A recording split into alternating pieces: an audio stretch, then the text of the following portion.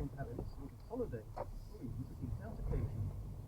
Half of German homes heated by gas, almost a quarter by oil. It's easy to see why the heating hammer has become such a political hot potato. Such a negative reaction, the German government is forced to water down the regulations.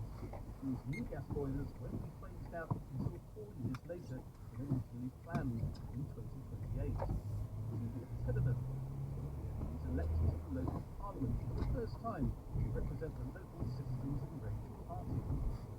People were hit by a train, she tells me. Sudden announcement about the gas boilers. She says the mainstream political parties just aren't listening to people on the street.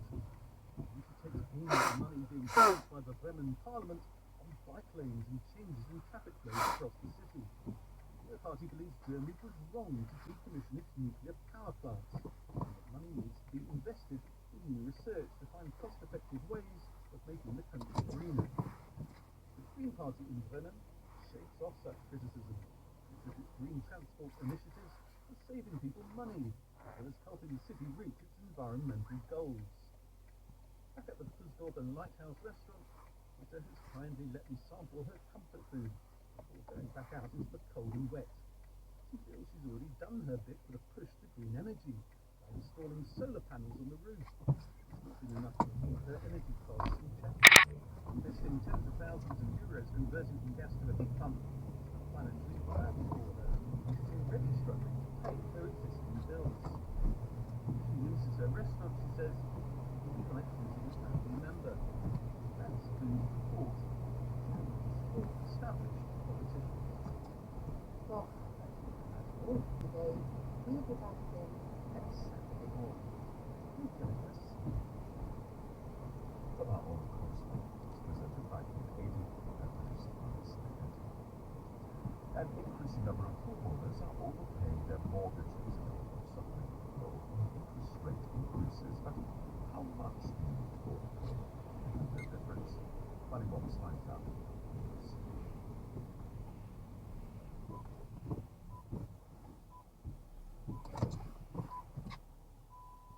BBC News at midday. The Palestinian President Mahmoud Abbas has said the US is responsible for the bloodshed of Gazan children after it blocked the UN Security Council resolution calling for an immediate humanitarian ceasefire. There's been anger from many humanitarian organisations about the US position. Smart Lyle Grant, who's a former UK ambassador to the UN, says the position taken by America is nothing new.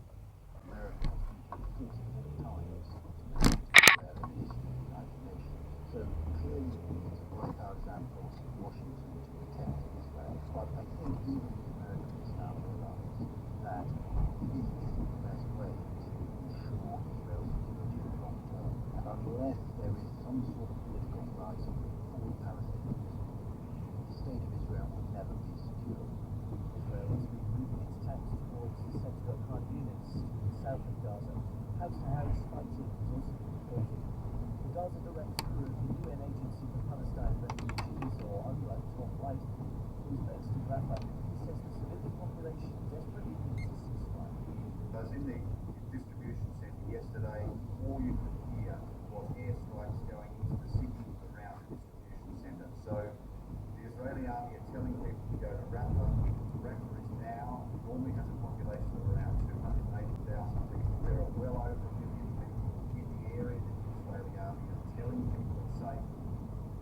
The French President Emmanuel Macron has been accused of betraying the secular ideals of the French Republic after the Jewish ceremony in Saint Official residence in Paris. He invited France's chief rabbi to light a candle for the start of Hanukkah, Jewish festival of lights. More and more reports. The victor of the Hanukkah ceremony here, the hospitality inspection in France, the right-wing mayor of Cannes, David Guénin, said it was a clear breach of secularism, which was put into French law in 1905. Meanwhile, Jonathan Arpi, who heads the Representative Council of French Jewish Institutions, said it should not be allowed to happen again. He said French Jews had always considered that the secularism law, which ended state involvement in religion, also protected freedom of faith. President Macron has defended his actions, saying he can't carry out a religious act. Unions are discussing a their response to a controversial new law designed to ensure minimum service levels during strikes by staff at transport, healthcare and education. A meeting of the Trade Union Congress, its first special national conference in more than 40 years, steps up its opposition to new regulations. The oil producers' organisation OPEC has come in for a heavy criticism at the COP climate negotiations in Dubai. A letter's been leaked from the head of OPEC, which calls on members to resist any reference to phasing out fossil fuels in the talks via communique. Here's Paul Moss. It appears to be an unashamed pushback against the efforts of climate negotiators. Haytham Al-Ghassi, Secretary General of OPEC, complained in a letter that there was undue and disproportionate pressure on fossil fuels at the COP summit. He called on fellow oil producers to proactively reject any They should probably prioritise those, and then also look at the moves that you've currently got. It's possible that your environment got right now, your money might be better off in a high-yielding savings account, and when your mortgage rate comes to an end, then you make the reduction in your loan. My advice to them is just to get this under most important position, speak to a reference, speak to a broker, and look at your options, because as I say, the savings could be dramatic. Yes, we've had a tweet about that before, who said he regretted overpaying because he was only saving 1.5%. He could have got a lot more in the savings account, so that might be an option. You mentioned talking to your broker or your lender. Some of our listeners have said to us the rules aren't always clear when it comes to overpaying a mortgage. How does it usually work? Is it something you need to do? Yeah, so every lender is slightly different in their approach. Some lenders will have charges for paying too much, but what I would recommend is when you go to the website of your mortgage lender, a lot of them have very good informative pages around how to pay off your mortgage early, and the benefits of doing so, and the best thing to do is have calculators so you can actually see for yourself the potential savings. I mean, I mentioned the figures earlier about more money being overpaid. Is it your experience that more people are now doing this? We certainly had a huge number of tweets, emails saying, yes, we're doing it and it's great. Well, about half of the UK mortgage borrowers are now experiencing one of these new higher rate mortgages, and the pain that they have felt is creating action. And so yes, it's a very common thing we're seeing right now. And in a word, is this something people who can afford it should consider in a word? I would say in the long run, the financial benefits of paying off your mortgage sooner outweigh many other things you can do to get yourself through. Whether you're married or in a civil partnership, then the other can save £250 a year off their own tax. It's not married amount. An HM resident comes to a significant amount of partnership couples who marry. And people say that means £2 million. Some arguments here. Sandra, first remind us what married counts. It's a way for some married couples and civil partners to reduce their tax bill. £12,570 is the amount of income anyone can have in a year without having to pay income tax. If one partner has less income than this, then they can transfer a tenth of their personal earnings to another partner. Doing that can reduce the amount of tax you pay as a couple by £252. So who's eligible? As I said, one partner must have an annual income of less than £12,570. The other partner must have enough to pay income tax, but not at the higher rate. That means an annual income below £50,270, or if you're in Scotland, it has to be less than £43,662. And is there an easy way to check if you can claim? Yes, there's a calculator online. Go to gov.uk and search Marriage Allowance Calculator. There's a link to work out if you're eligible, and if so, how much tax you could save as a couple. And it says you can. How do you claim? Again, go to gov.uk and search Marriage Allowance. Claiming is free, and most importantly, you never need to use a company to do this for you. They'll charge a third or more of your tax savings, which is just money down the drain. Apply directly so that you get everything you're entitled to. Thanks, Sandra. And at gov.uk, you'll claim tax. However, this is last, but the technology is still taking more than our money. That's because the university government policy in tax again. Including in one area of Northern Ireland, there's a scheme to offer interest-free loans to help with the cost of electricity, gas, and heating oil. Sally Hackamore, Credit Union, using Belfast, contacted my next tell us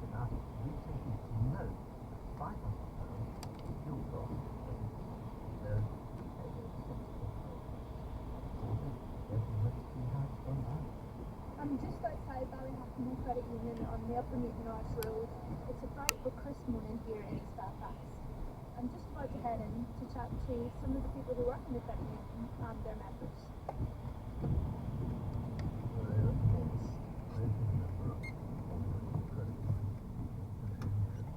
Morris is a regular here.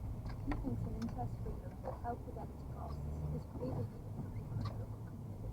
Obviously, at the present moment, the cost of heating your house and so forth, this would be a great asset for many people. And how are you feeling generally about the cost of energy at the moment? Well, like everyone, it's horrendous, but what can you do? Yeah, you just have to cut it off and try and do the best you can, and if you can buy everything around you. There's a festive feel with bright lights and shiny baubles on the Christmas trees which decorate the branch office. Janet Booker is the manager of Ballynakamore Credit Union. We are seeing a big increase in people coming in just to borrow money, food on their table, heating oil in their oil tank, and even those who are middle income or higher income families that haven't seen pay rises. So people are struggling. They're struggling to buy the day-to-day things that would have been just part of their ordinary routine or monthly budgeting.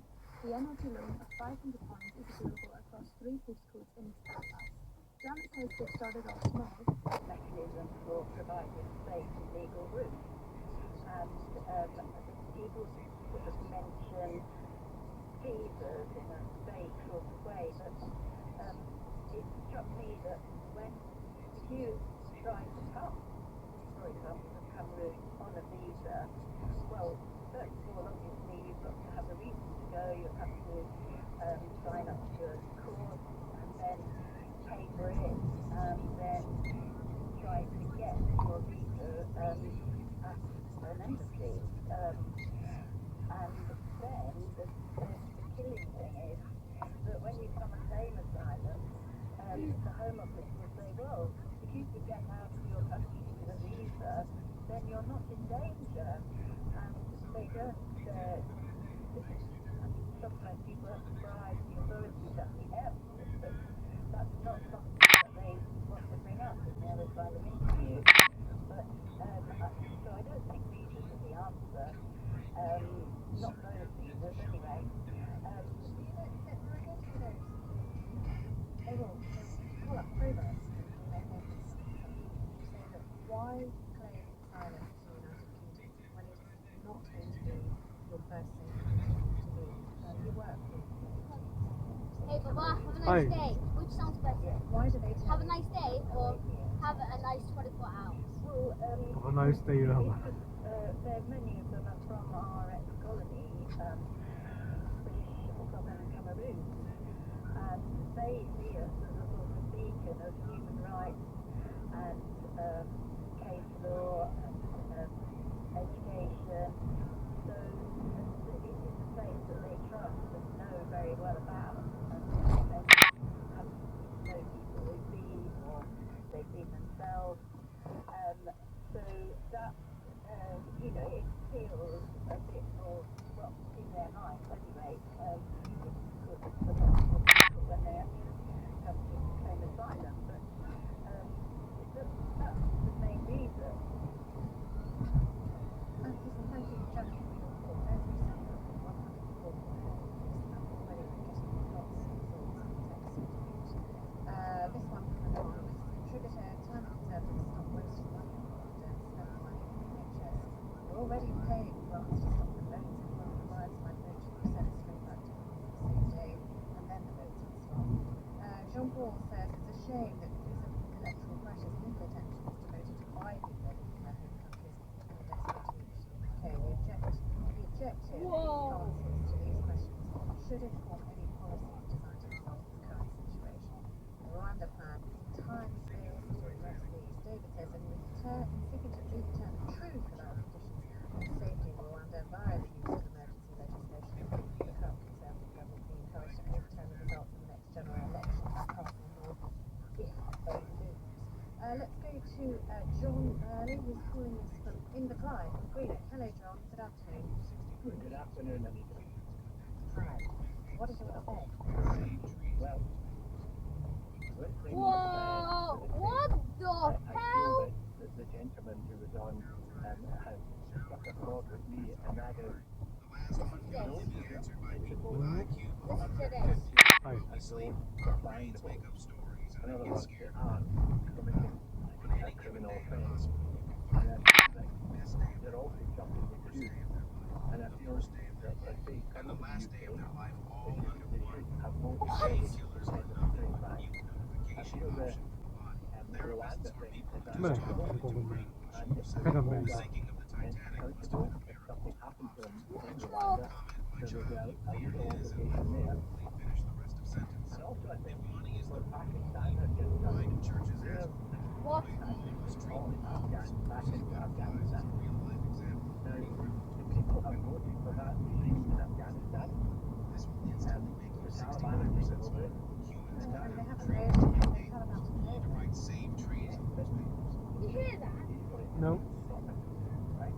Even Hamas. Now, and it's all messed up. And this thing about Hamas, they are hiding behind civilians. Okay. Right. I mean, just take. I mean, that's fine. I mean, if people want to talk about that, we'll come to it. If enough people want to talk about it. But on this question of Rwanda, which is what we're talking about right now, you said, people are illegal. They're automatically breaking the law. Actually, by law, they are allowed to claim asylum. Under international law, anyone has the right to claim asylum in any country that signed the 1948 Convention. It's getting here. They're breaking the law and getting here. They're on to vote. Which law are they breaking? We have legitimate borders. You have to have a passport or special documentation. They have nothing. And they're doing it. If I can say that, I'm thinking of security, I'm thinking of Britain, where the councils are having to put up with thousands of immigrants living into the RAF stations, and the councils can't cope with the NHS or with the schools. It's absolute chaos. It's unruly, and I feel that you have to get control of it. Okay, so I mean, there are two issues there. There's one which is about pressures on local authorities. Yeah. Your argument and the argument that including Richard Tice is that these numbers, an estimate though, cannot support the numbers that are coming in, and that there should be control of the borders. There should be control for the society that comes into this country, who doesn't come into this country. But let me ask you this idea of sending people back to France. Do you not need France's agreement to do that? What If France the? doesn't agree, what do you do with these people who are risking their lives? So that's it. They are risking their lives. Oh, John, lost you. Maybe we'll get back. We'll try. Jonathan Marshall calling us from Ealing. So John Burley was just saying it's illegal to even get into a boat and try and, you're an immigration lawyer. Okay, so I'm going to come to the Rwanda aspect of it first. But as the law stands at the moment, what are the laws that are being broken or not? Or what is allowed at the moment? Can you explain it very simply? Yes, well, if you arrive in the UK, you could arrive completely undocumented and you could claim asylum and you're not breaking any law in doing that. It's only if you use fraudulent means to come into the country, you might be breaking immigration law, or if you're here on a visa and you don't obey the conditions of that visa, or overstay that visa, then you might be breaking the law. But even if you have done that, you'll still be entitled to mount a claim for asylum, which should go through the correct processes. And if you're found to be a refugee, you're still allowed to and entitled to the protections that are signatories to, we're signatories to the international conventions, which mean that we have to provide for those refugees. Okay, and just putting numbers in this, 2022, almost 46,000, 45,705 migrants made crossing. That's the highest number since figures began to be collated on this. As of November the 13th, 27,284 people have crossed the channel in 2023 alone. Is Rwanda the thing that would, if it goes through, if this legislation goes through, question of the Conservatives seem to be split on this, to put it mildly, but if it does go through, would that be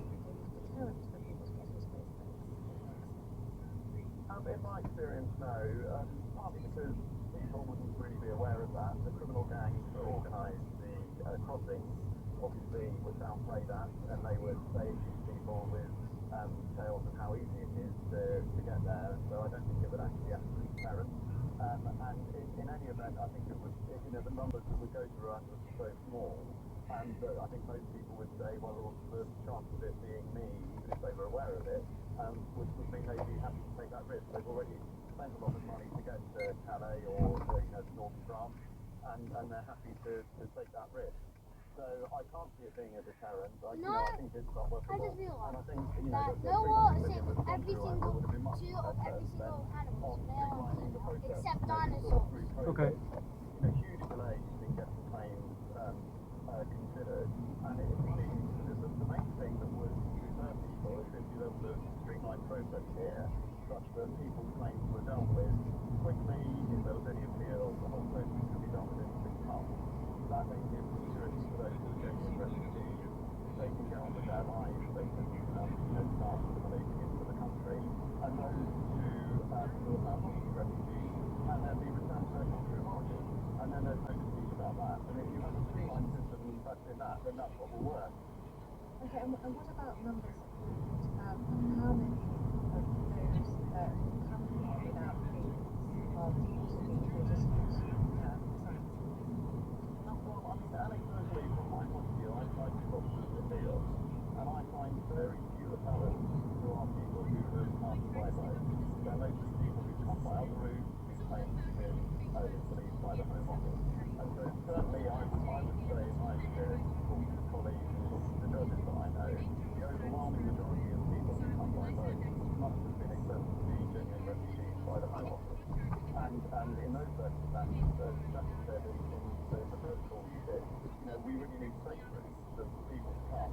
Don't treat the people on the boat as criminals, as John said, but rather you arrest the criminal gangs, you stop them operating, you have greater cooperation with the French authorities, and you have agreements across Europe, so you're not having people default into the criminal gangs, but rather you have reception centres nearer to the conflict, so that you can then say, right, we'll assess people there, and you can have safe routes into the UK on some sort of laissez passer which recognises them as refugees. Right, and just very finally and briefly, if you would, for those who say, and of course newspapers some newspapers have suggested this very strongly, that the legal profession is thwarting the will of the people, in that form of that it takes with political representation. Law and politics are on different sides, but it is not democratic for the law to take precedence. What do you say? Well, we have laws in this country which have to be obeyed, and lawyers don't create clients. Clients come to lawyers because they need help.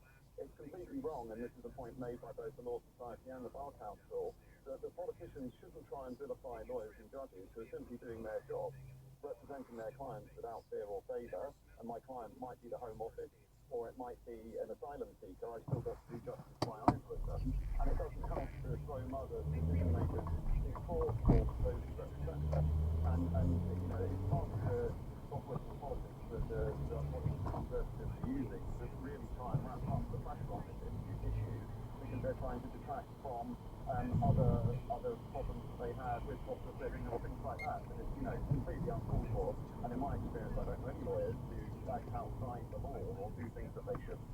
And it's very grossly offensive to us. Jonathan, thanks very much for the call. Everybody was getting in touch on email. Bogus asylum seekers arriving here illegal on small boats without any identification are coveted with luxury accommodation and benefits. 你唔好掛住睇電話，知唔知即刻？ Financially, it costs us millions. That's crazy. John says, stop the boats. Put an 你啲電話唔用嘅話，你會擺喺邊啊？嗰個 send everyone that comes by boat back on the ferry or on the tunnel. Rwanda is a complete waste. You don't know. Alan says, more delusion. Toys are toast. Regardless of any 你陣間跳彈床，即係嗰個咩啊？嗰個黑喺條條嗰度啊！ another one here, no name on 我跳，你唔用電話啦，咁個電話擺喺邊 Christmas. Well, then I'll put it in my Welcome box. Prime Minister Braverman. ？In the box。呢個要會擺喺，誒有冇着衫？有冇着褸啊你 444 is the？Jacket。 call. Reverend 嚇？ Simon Russell is giving us 你冇着，你冇帶褸啊？ Good afternoon there. 你冇啊？ Hello, Reverend. Good to have you. Glad to make time to call. Oh, it's a pleasure and a privilege.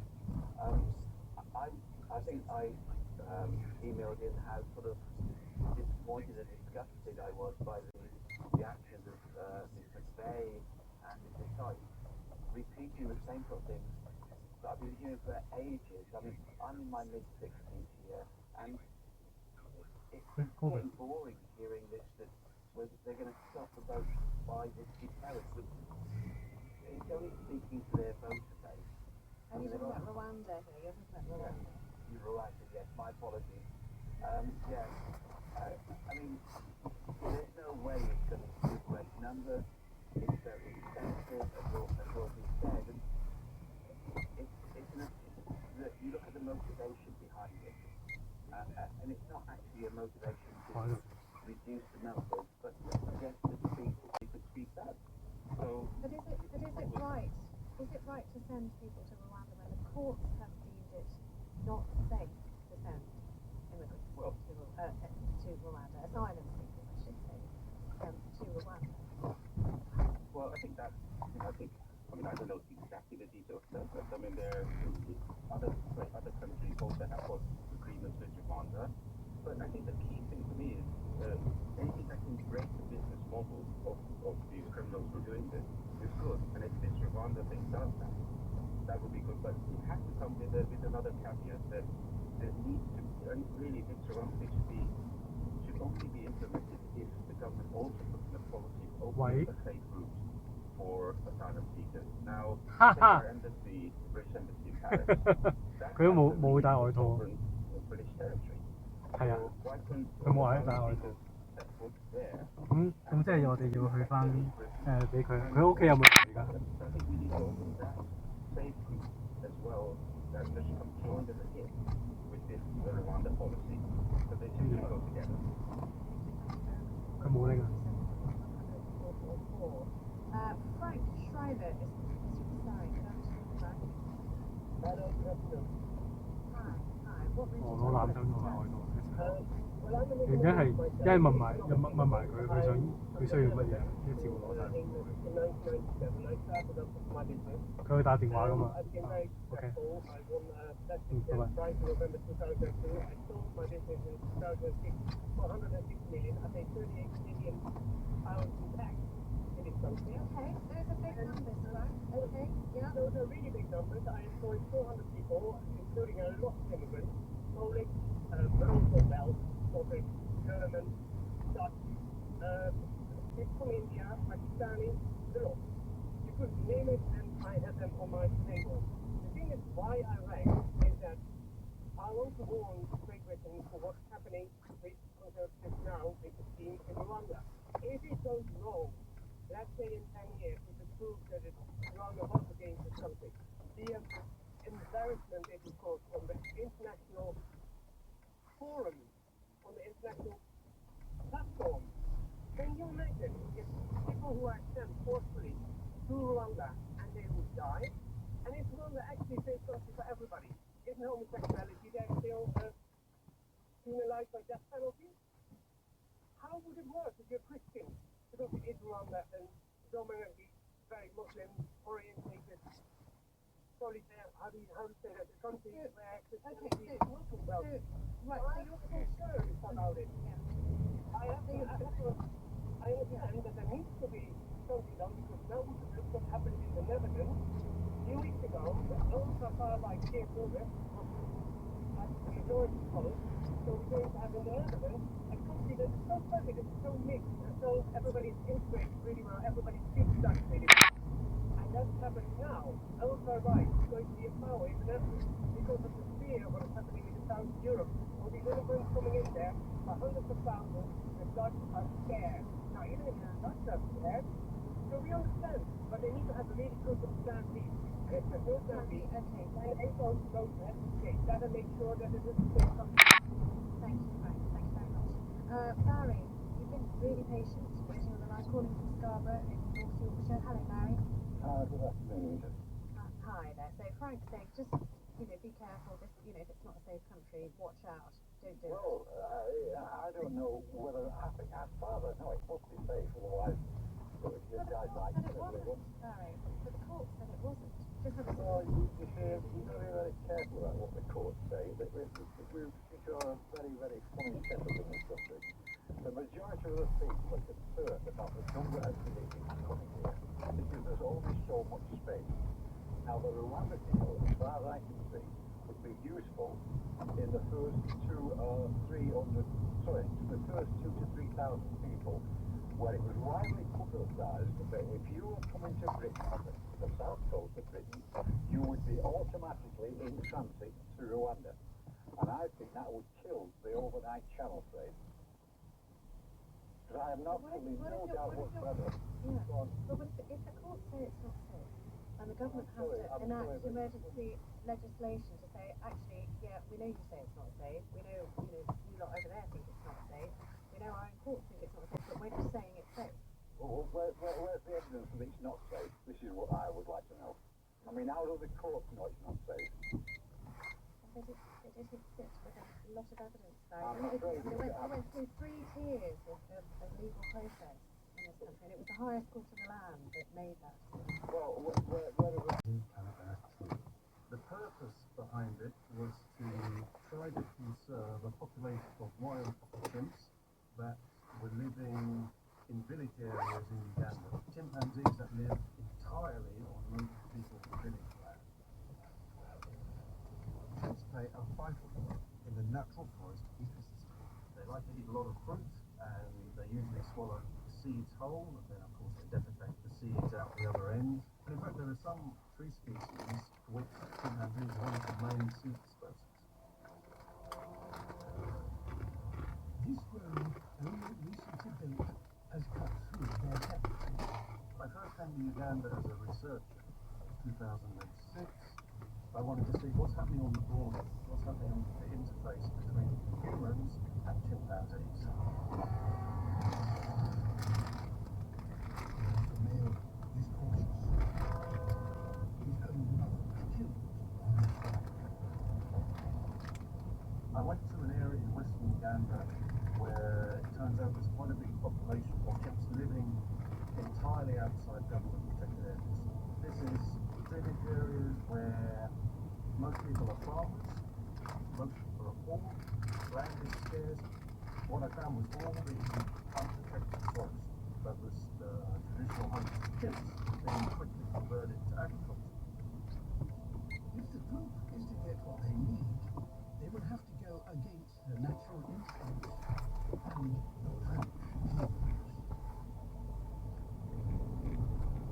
No one knew how this evolving relationship between the chimpanzees and the local people would work out.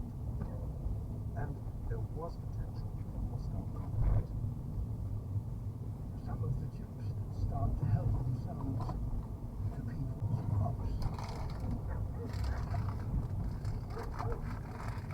Chimps are big, strong animals. And roaming around was home for kids who means they could be dangerous. So, how do you tackle this? If people are cutting down a forest, why are they doing that? Well, it turns out people say that 3 times a year they pay money to support their children's education at school. School material back. So we started the project basically by saying that in response to your school children, would you be willing to leave the remaining forest on your land? And almost everyone agreed. The young ladies are friendly, and they allow the chimps to collect jackfruit, the largest of all tree fruits. From starting this project just a couple of years ago, Matt has helped so many people and so many of the chimps. 62 families who are collectively own, I think it's about 300 acres of forest. Without that program, most of that forest would have been converted to other land uses. It's not only safeguarded really crucial habitat for the chimps, but it's also helping children finish their schooling. I think think it's about 200 children now. These children are the future landowners. Matt and his team were so helpful to us when we were filming in Uganda, and it was lovely to be able to, in exchange, to show them a part of the chimps' lives that they'd never seen before. They use drones to capture the chimpanzees as they're sort of navigating human-dominated landscape, crossing roads. They got this amazing footage. It was a perspective that I've not seen before. Absolutely stunning. I agree. It really is.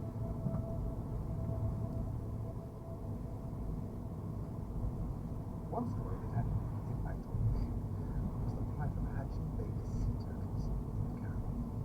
On the night of the fall, hundreds of tiny hawksbill turtle hatchlings emerge from the safety of their nest deep in the sand. Their instinct is to reach the sea as quickly as possible. They are the cutest things that you will ever see, and they are just brimming with life. This is Carla Denton, director of the Barbados Sea Turtle. A hatchling would easily fit in the palm of your hand, and they're quite soft and fragile when they're newly hatched. Immense pocket of energy in this tiny little body as they just try their best to get on to the next stage. They emerge at night, unless their mother has dug in the sand, and walk head straight down to the sea. Their drive is a light of the full moon reflected on the water. These sea turtles have this amazing ability to detect light, to go in a direction that is brightest. Now this is absolutely brilliant because water, regardless of how much light there is, will always reflect at midnight. So water is going to be brighter than the land, whether you have a moon or don't have a moon. But this young hatchling is confused. Bright light is coming from the land. So they turn around and they head in the wrong direction, so they head inland. 80% of all hatchlings on this beach are now disorientated by the lights of the town. Predators are ready to take advantage. And what it means is that there is really significant mortality associated with these hatchlings becoming disoriented. Birds bring them to their end. Hundreds get trapped in storm drains every night. I remember going out to film on one of the nights and just feeling so incredibly upset. Producer Charlotte Bosso was on location filming these hatchlings for Paradise 2. I just felt so angry and hopeless. I just really took so much strength from knowing that those incredible constellations were going out and the work they were doing was making a difference, and they were so resilient and so strong. Without fail, Carl and her team would go out at night, collect all those baby turtles, put them in their buckets, and take them down the beach, let them go to the sea. All those little babies remain safe. We patrol every single day from the beginning of the nesting season to the end. We also monitor a 24-hour hotline. We monitor that hotline 360 days a year. Each nesting season we get a couple thousand calls in response to hatching emergencies, hatching going the wrong way. I said to Carla, how do you do this all the time without becoming so sad? And she just said, because the work that we do really, really makes a difference. So we are saving lives every single night, and that's the greatest source of stress of all. I really kind of took that to heart. From around 1987, we had approximately 50 adult turtles nesting. Now we have anywhere between 500 and 700 to 800 turtles nesting each season. So really amazing. It is really impossible for us to do the work that we do without the support of the population. Because as we constantly say, these are all our turtles, and without all of us working together, whether you're here in Barbados on holiday for 2 weeks, or whether you've lived here for your entire life, every single person has a role to play. These stories were just some of the countless stories of extraordinary pioneers who are doing so much to preserve, protect, and to help us understand better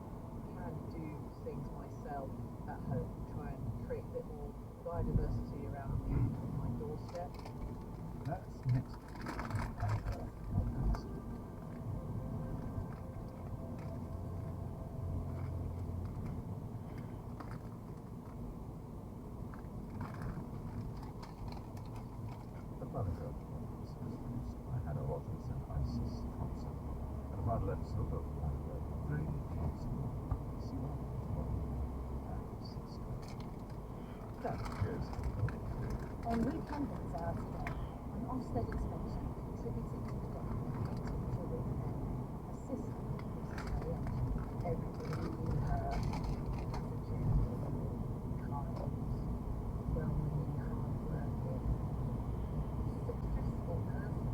And this is what's just so shocking about what happened to him. that incredibly powerful interview and lots more on weekend hours this afternoon.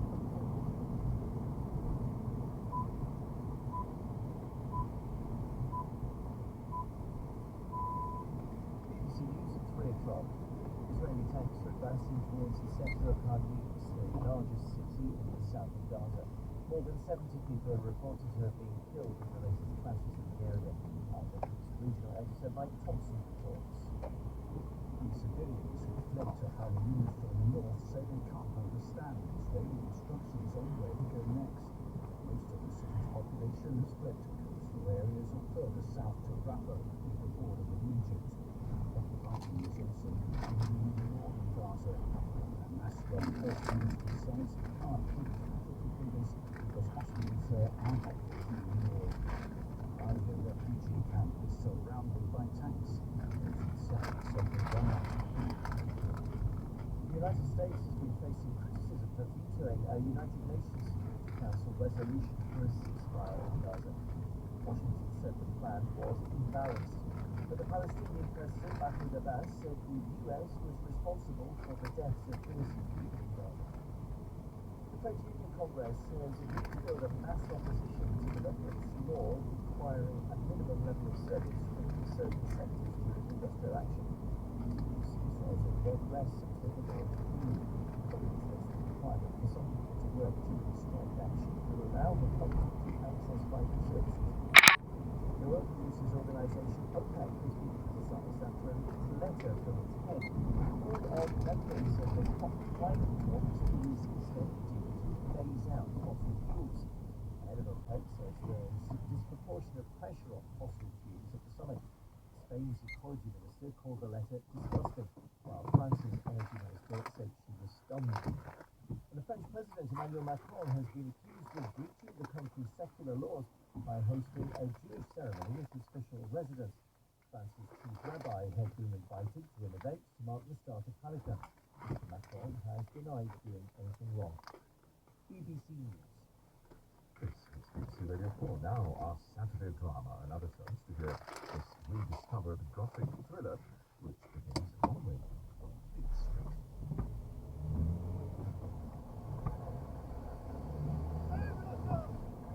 Cannot survive. Oh, that's a good friend. Not favor. Please. The ship is burning. Oh, they can't. You can. Help me. Lord, will become only minutes. If you should be spared tonight. I beg you hear me. Well, you think the nothing behind the young lady with the smoke on. Joanne, daughter of the special Nicholas, force me. Take these in my name.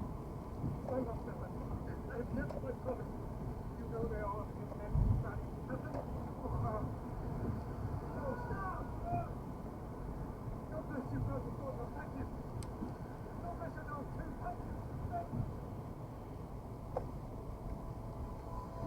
Sweeney Todd and the String of Pearls, based on the novel by Thomas Prince, starring Rufus Sewell, Jonathan Tate, Julian Sands, Laura Quirk, Jack Cutler-Scott, Darren Richardson, and Ian Cooper, with Joanne Morley as Mrs. Lovett and Martin Jarvis as Sweeney Todd. Episode 1. Such a big surprise. You treasure up every word I say. Sir, if you think one word of what passes through your shop, or do you make any supposition, I'll come fire. Hear me? I think, sir. Before Fleet Street had reached its present importance, and when George III was young, there stood close to the sacred edifice of old St. Francis Church, a barber shop, kept by a man of the name of Sweeney Todd. The long pole painted white, with a red stripe curling round it, projected into the street from above the doorway. Oh, Colonel Oliver Jeffries, I said. I have an invitation. Trying to keep it going. Trying to make things work. With the lucky heart. You didn't use the word anger, you used the word being angry. Well, that's very honest with you. It's not useful. It can be useful. You can use it effectively, but in my case, no, because there was no way I could make this any better for Richard and ultimately for both of us. It's interesting you both use the word lonely there. You help each other. It's lonely because it's a lonely world. It's absolutely needed. It's so hard to cope with right now. It's environment because I can't function. I'm wondering how to interpret what I'm doing and what we're supposed to do. Translate, if you like.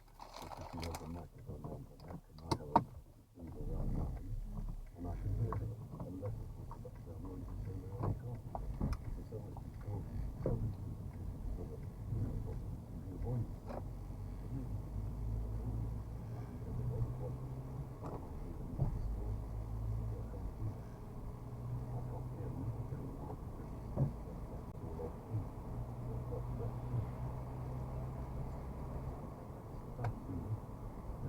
Lena, at marriage, we talk about being with one another, standing by one another's side, sickness and health. What has that come to mean? I think for me, it's about being honest with myself.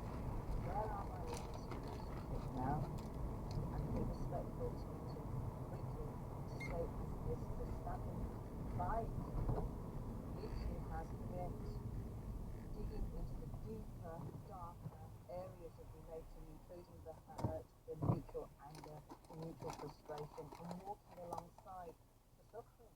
Because at the end of the day, as I said earlier, I can't make it better, but what I can do is alleviate some of the loneliness and suffering by being a companion in that suffering. And that to me is standing by, including my wedding vows, which were about seeking help and vibrance when I have been tested. And I'm glad that I have gone through it, not as an individual. Because it was, but I think it's stuff that we can fix it. Nothing. You're in those dark places. You're understandably concerned about it. What's about you? Who do you want to know? Well, that's fantastic. Because we are part of being so considered, part of the various groups of men, and the testing of those early days of is going to be with us and being with us in this suffering. And I quickly began to realise that there are friends and there are those who are befriend us and who will walk with us. I have not wanted to do that. I've put that with the staff, the ones who love to be with us, they can't understand us, and we're supposed to do it with it, and be prepared to listen, not have to be solutions, but there are many. At the end of the day, I have to live with myself. And the early hours of the morning were tossed, and I will I find a way to listen to my needs? I have, and will continue to do so, and therapy has helped really help I me. was going to say, I'm glad you've had some support, but in those early hours, when you're lying awake, thoughts going through your mind, do you to prayer? Do you turn to, what's your routine to kind of shake it up and crack on, preparing for Richard and being there with him? Big things is about self-care. So the self-care practice is so important, and that's shaking up. Another bit is one of the greatest antidotes is when you freeze, and that's the panic. This is what I'm doing now, is I freeze. So to move, to swim, to exercise, to get out into the world as a sighted person, but I'm not sighted like Richard. I still have my faculties, and making sure those needs are still met. And I have choices. So my yoga practice, my writing, my gardening, salvation for us both. For both because we enable people I work with to grow and to see growth through plants and to feel that and to enjoy that is absolutely key. The greenhouse is my solution so that it reaches I never well and I know what it's like. And that way I can really enjoy it with things like nothing drying things up with a phone call. All the power of action. Lena, I want to kind of move into some difficult territory because you have had interviews in your life. You have said at various points, Richard. They have indeed, and in fact, when I have been told, and I remember saying, very deliberately on the motor, why are you wasting your life?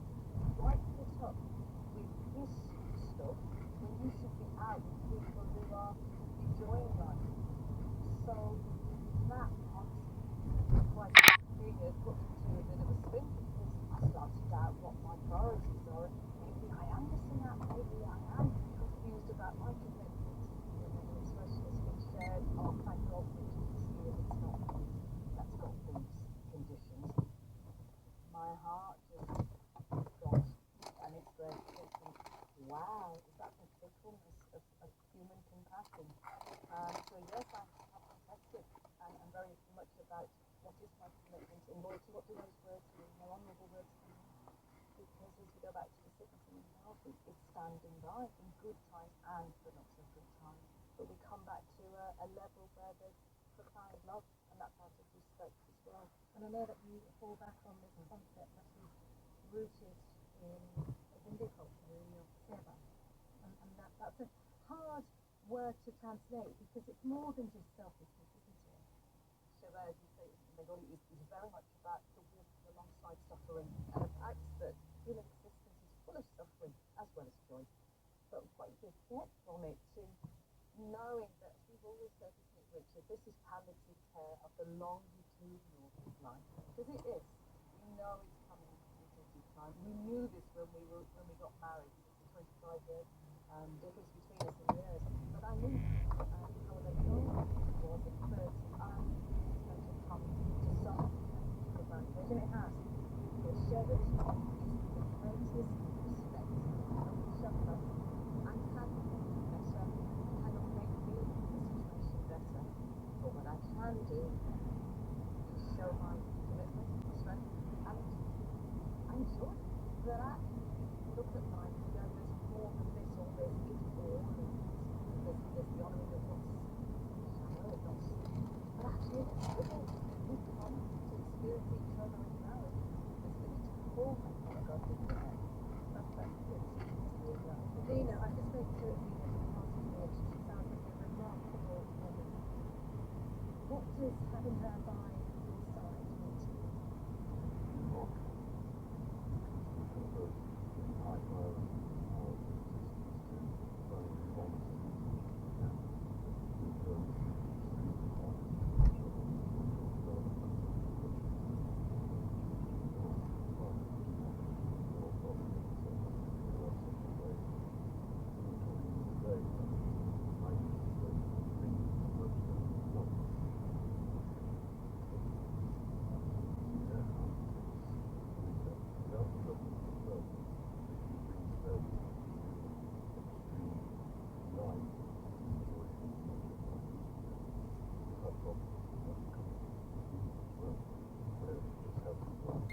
Richard and well, Donna contemplates to say an extremely moving account. I became a carer for my late husband too, and whilst we were exhausted emotionally and physically, my son who married those vows we made together is still with me, needing for love, help, physical presence more than ever. It's a sad thing to hear that people are suggesting to do otherwise. And Sarita says, being a carer is wild, bonkers, brutal and beautiful all at once. It's a test of patience, resolve and spirit. It's devalued and is at times a derogatory term, yet it's amplifying the voices and stories of those who do additional caring.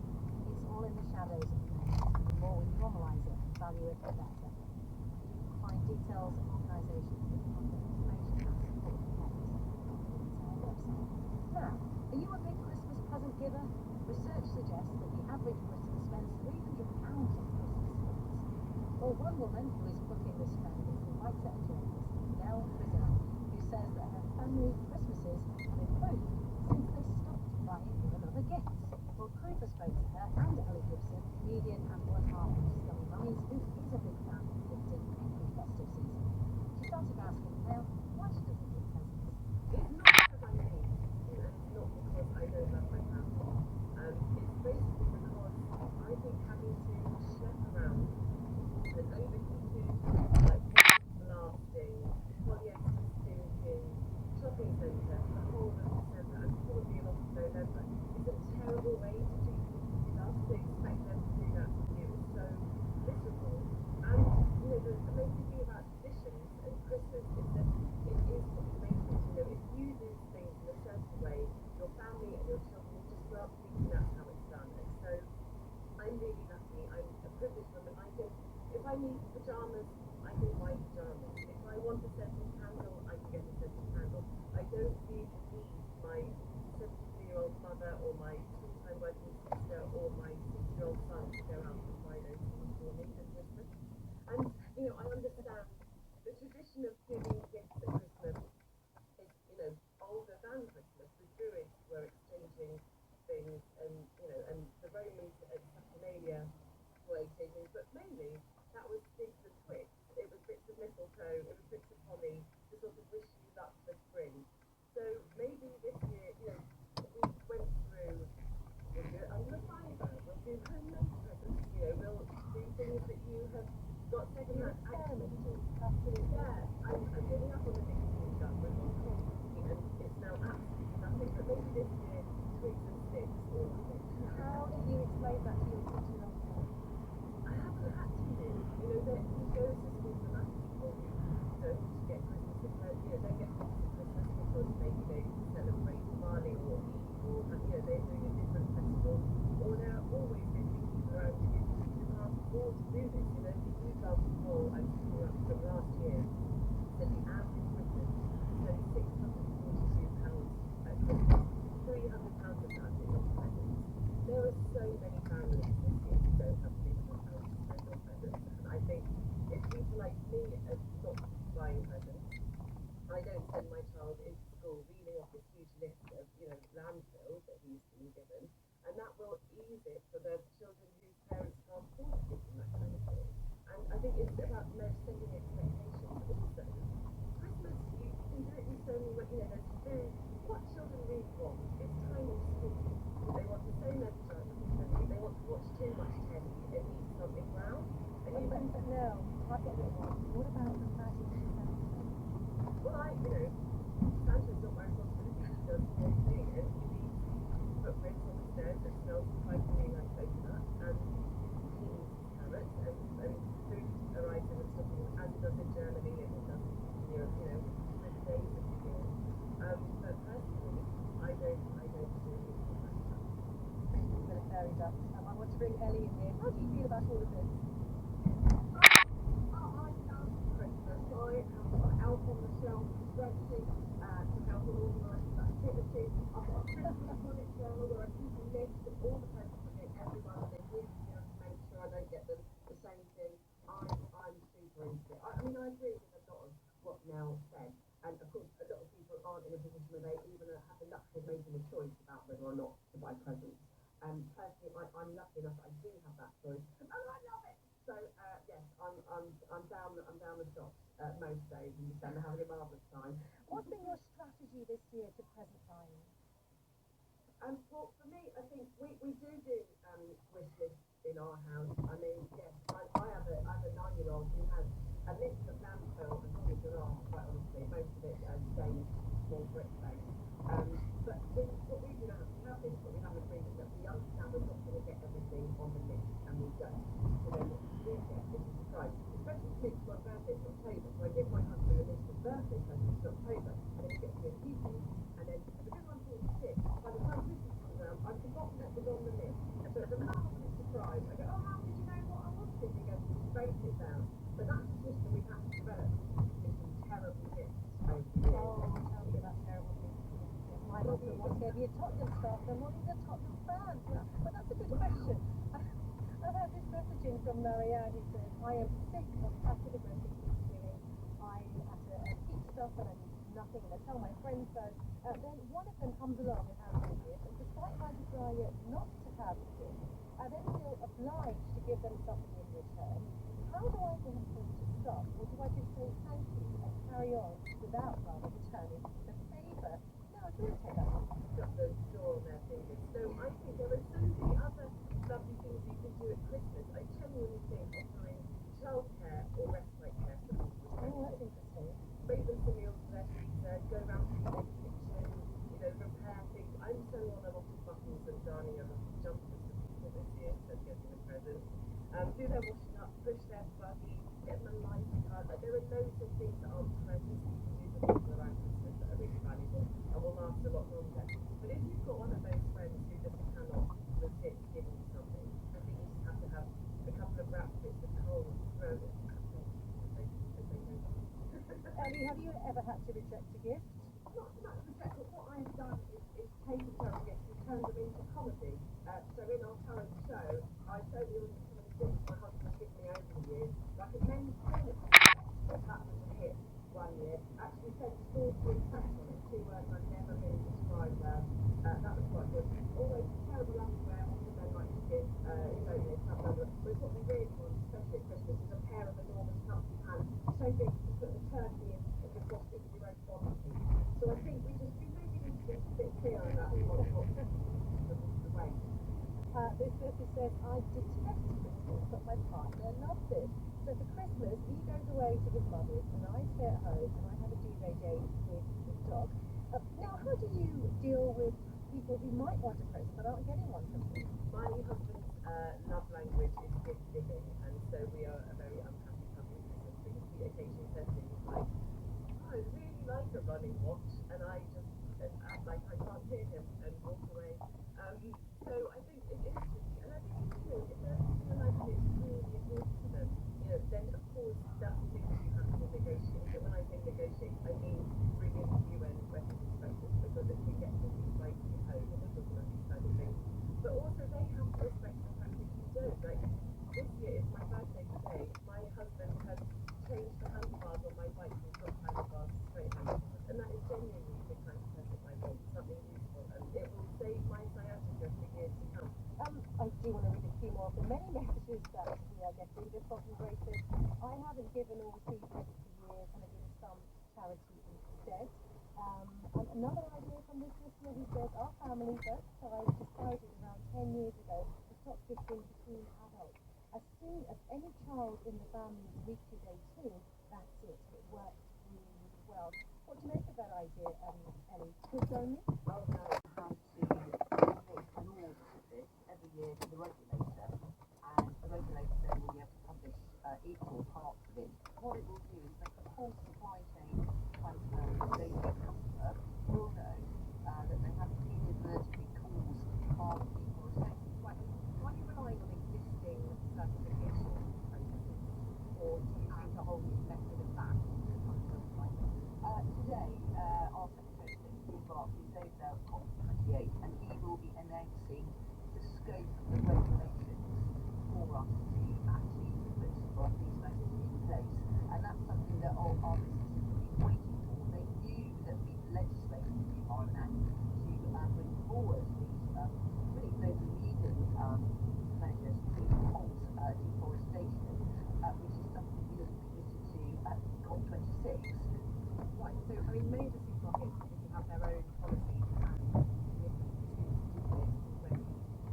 Are you saying that their approach has failed and that this is really not compliant with this, or are you also bringing other businesses up to speed on those? Well, yeah, lots of our supermarkets have already done great work. They're really conscious of what they put on their shelves. But this measure will mean that they're all aligned with us, and that there are different claims as to what's sustainable and what's not. And because it's for these bigger businesses, it'll be just simpler for the consumer as well, because they won't need to look for a label saying this. They'll just know that because it's law, that supermarket product has not caused deforestation.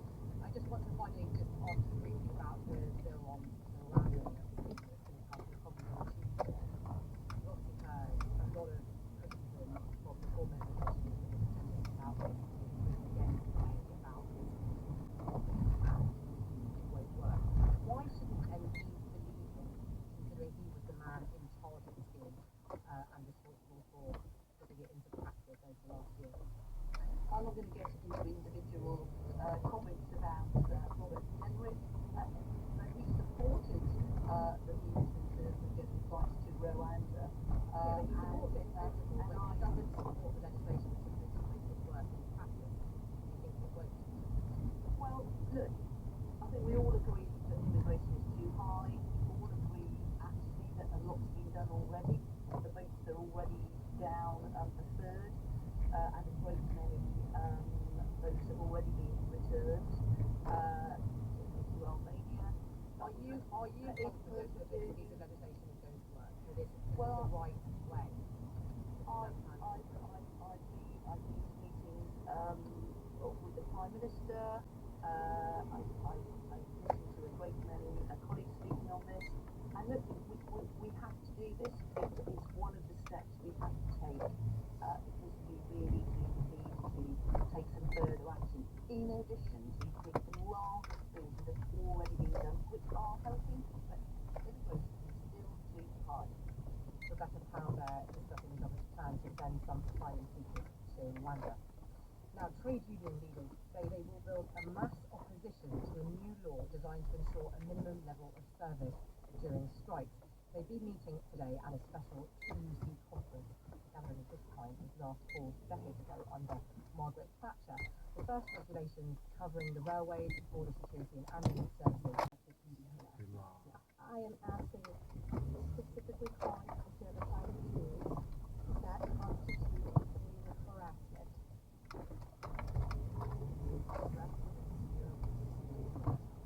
So the answer is yes. It's a context-dependent decision. That's your testimony today, calling for the genocide of Jews. It is dependent on the context.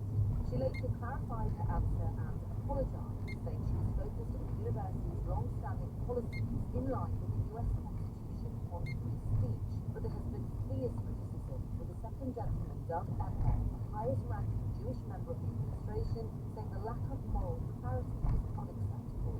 Hilal is an Israeli-American student here who advocates for Palestinian rights and was in that congressional hearing. President Will's response was incompetent in the face of that opportunistic pressure.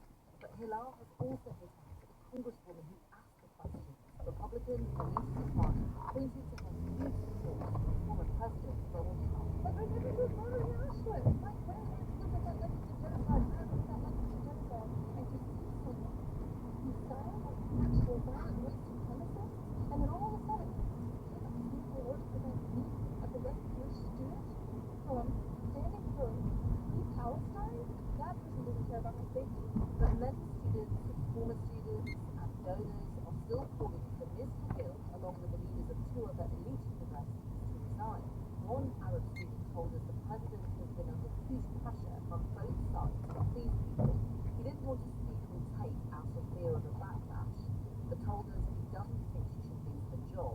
Others, like Mia, who is Jewish, feel conflicted. She is part of the group that advocates hard for free speech. I fully understand that.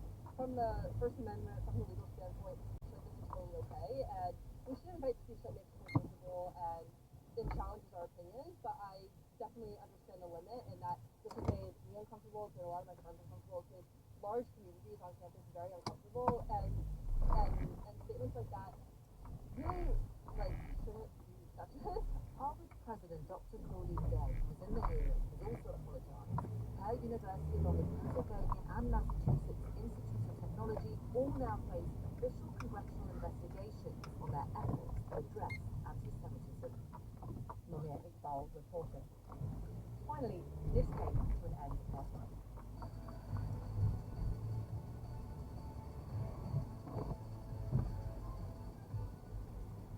The latest series of MasterChef The Professionals, another promising chef catapulted into the culinary stratosphere by being the sole survivor of that terrifying kitchen. This year's winner was 24-year-old Tom Hamlet. The judges loved his beautiful classic taste of food. In the moment that Tom called his parents to tell them the result. Hello? He's only got his done it.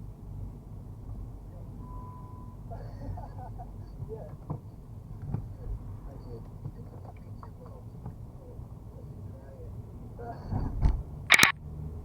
I spoke to Tom and his mum Hayley and his dad Lewis earlier today, and I asked Tom if the news had sunk in yet. Yeah, I think even more so now, because obviously you're getting all the sort of supportive messages and stuff afterwards, whereas before it was only like a select few that knew. So it feels a bit bigger now than it did at the time, which is like really weird. But how do you feel now looking back on the competition as a whole? You've seen now the journey that you went on. I didn't realise it was as smooth as it was. Sort of, at the time, everything feels like a little bit of a mini disaster unless you hear otherwise. So I've been watching it back and seeing how I sort of did quite well every round. It's brilliant. I'm really happy with it. And I'm interested to know that you didn't initially want to go on the competition at all. You know, you thought it might be embarrassing. I wondered if that had anything to do with the fact that both your mum and dad are chefs.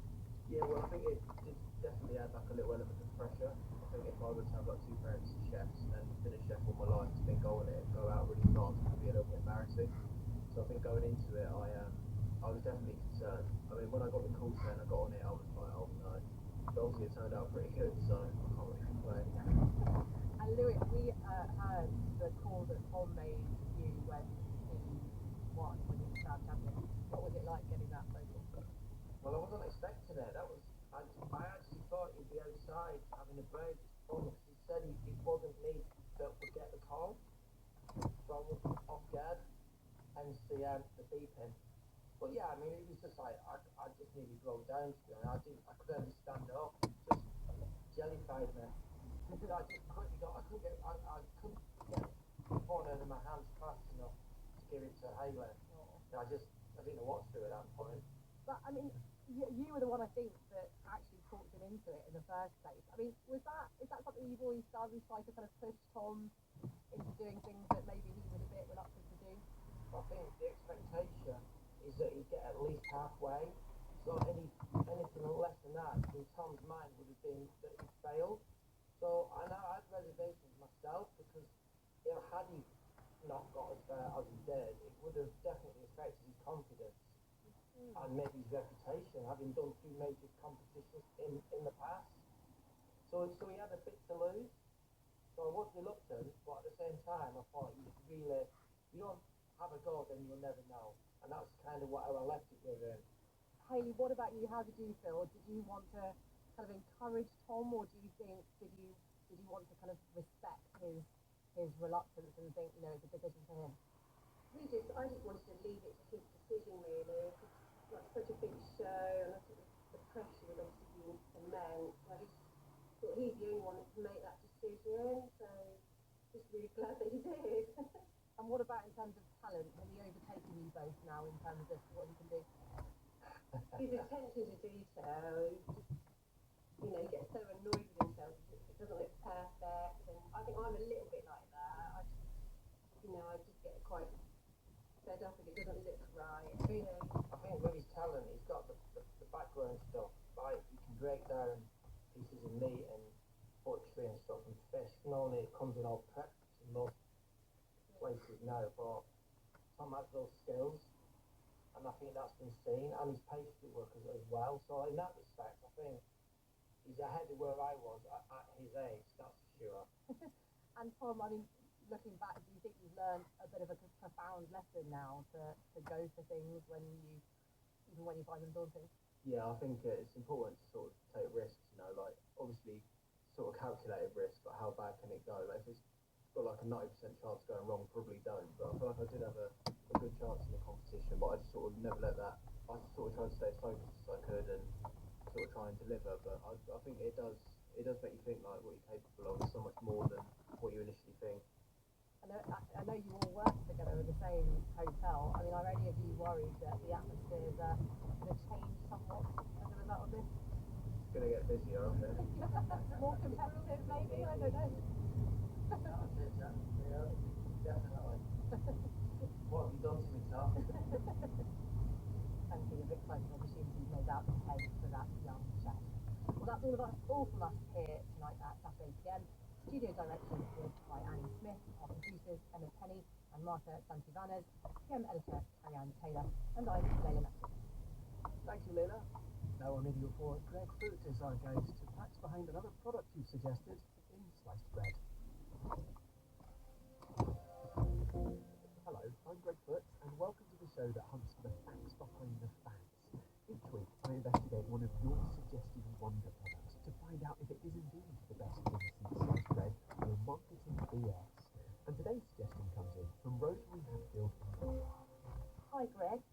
What I want to know is how do the eco-credentials of linen bedding compare with those of eucalyptus, for instance? I've tried all of them, as well as polycotton, and I still prefer linen. Thank you. Thanks, Rosemary. And thank you to everyone else who also requested I investigate supposedly eco-friendly bedding. Rosemary mentioned eucalyptus there. Another popular fabric I've been asked about is bamboo, so I'll be looking into that too. And there's one more bedding material that keeps popping up. To introduce it, here is Kathy Hancock in Somerset. Hi there. I've seen lots of adverts claiming silk pillowcases can prevent wrinkles, allergies and even acne, as well as making your hair silky and improve your sleep. I thought this list was more than BS. A friend told me her hairdresser recommended a silk pillowcase to prevent hair breakage, and it seems to be healthy. So I'd be really interested if you and the team can investigate this. Thank you. Thanks, Kathy.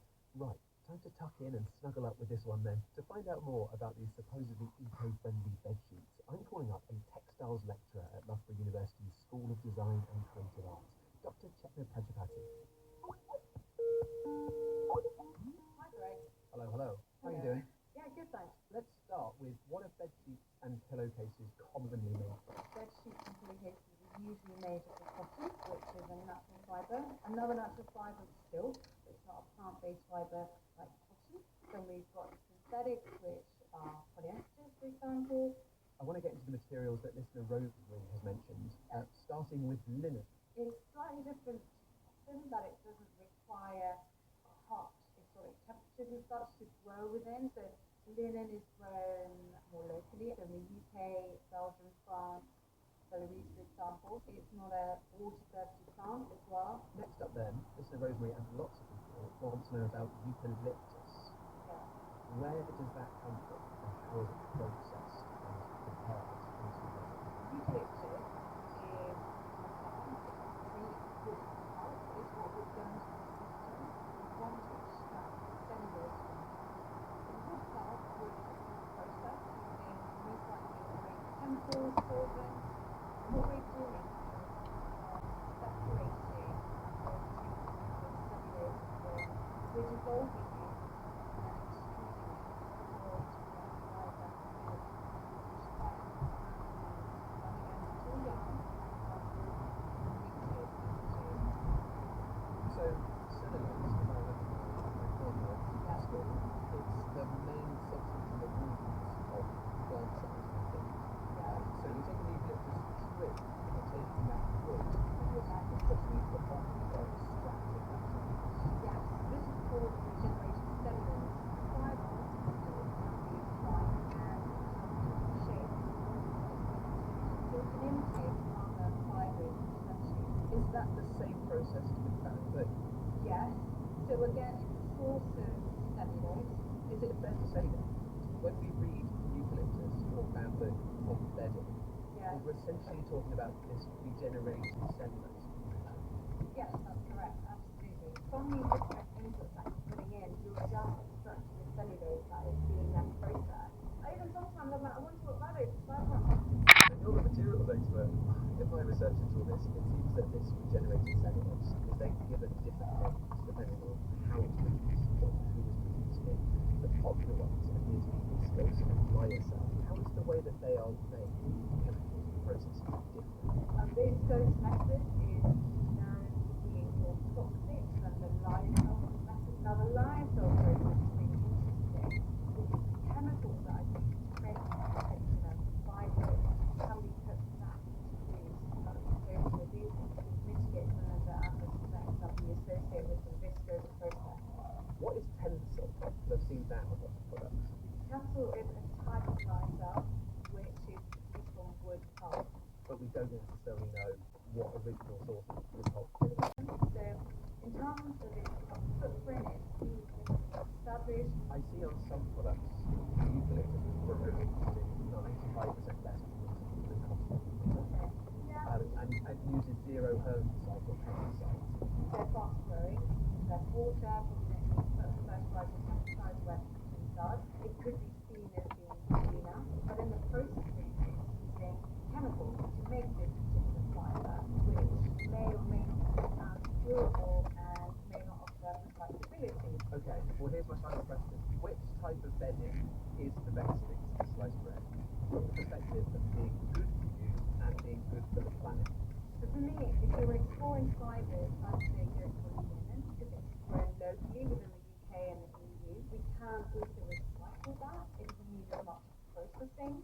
The handle might be a little crispy when you begin, but it gets softer. It's difficult to locate on a regular basis. On to the next big claim, hair. There are claims that a silk pillow promises no more dead hair and that you can kiss dryness and tangles goodbye. Is this just down to silk being softer and smoother than an alternative like cotton? I think there may be something in this. I know that people who have afro-texture hair often struggle with dryness of their hair or frizz or hair breaks more easily. One of the things in afro-textured hair is the oil from the scalp does not coat the whole hair shaft, and so that's why the hair can be drier. And so I know a lot of my patients will wear a silk bonnet or silk cap at night time to reduce this, and so I guess my extension using a silk pillowcase may offer similar benefits, so less friction when you're moving your head overnight because you get a sort of smooth glide over a silk surface. So I think there's potentially something there. I think it's important to distinguish this from, do silk pillowcases stop people from losing hair and prevent things like hair loss or baldness? And I think that might be a stretch too far. If we're losing hair, it may be something like male pattern baldness, or there are various scalp or skin disorders that can cause hair loss, and I don't believe that a silk pillowcase would reduce this. What you might notice though is you have this friction on the surface, you may notice less hair on your pillow, but if your hair's going to fall out, it's going to fall out. Okay, third and final question, very interesting. Can a silk pillowcase reduce wrinkles? So this one, it sounds crazy, but in theory, possibly. I'll explain why. So wrinkling of the skin happens for a couple of different reasons. There are proteins in our skin that give it its firmness and smoothness and elasticity. Collagen, right?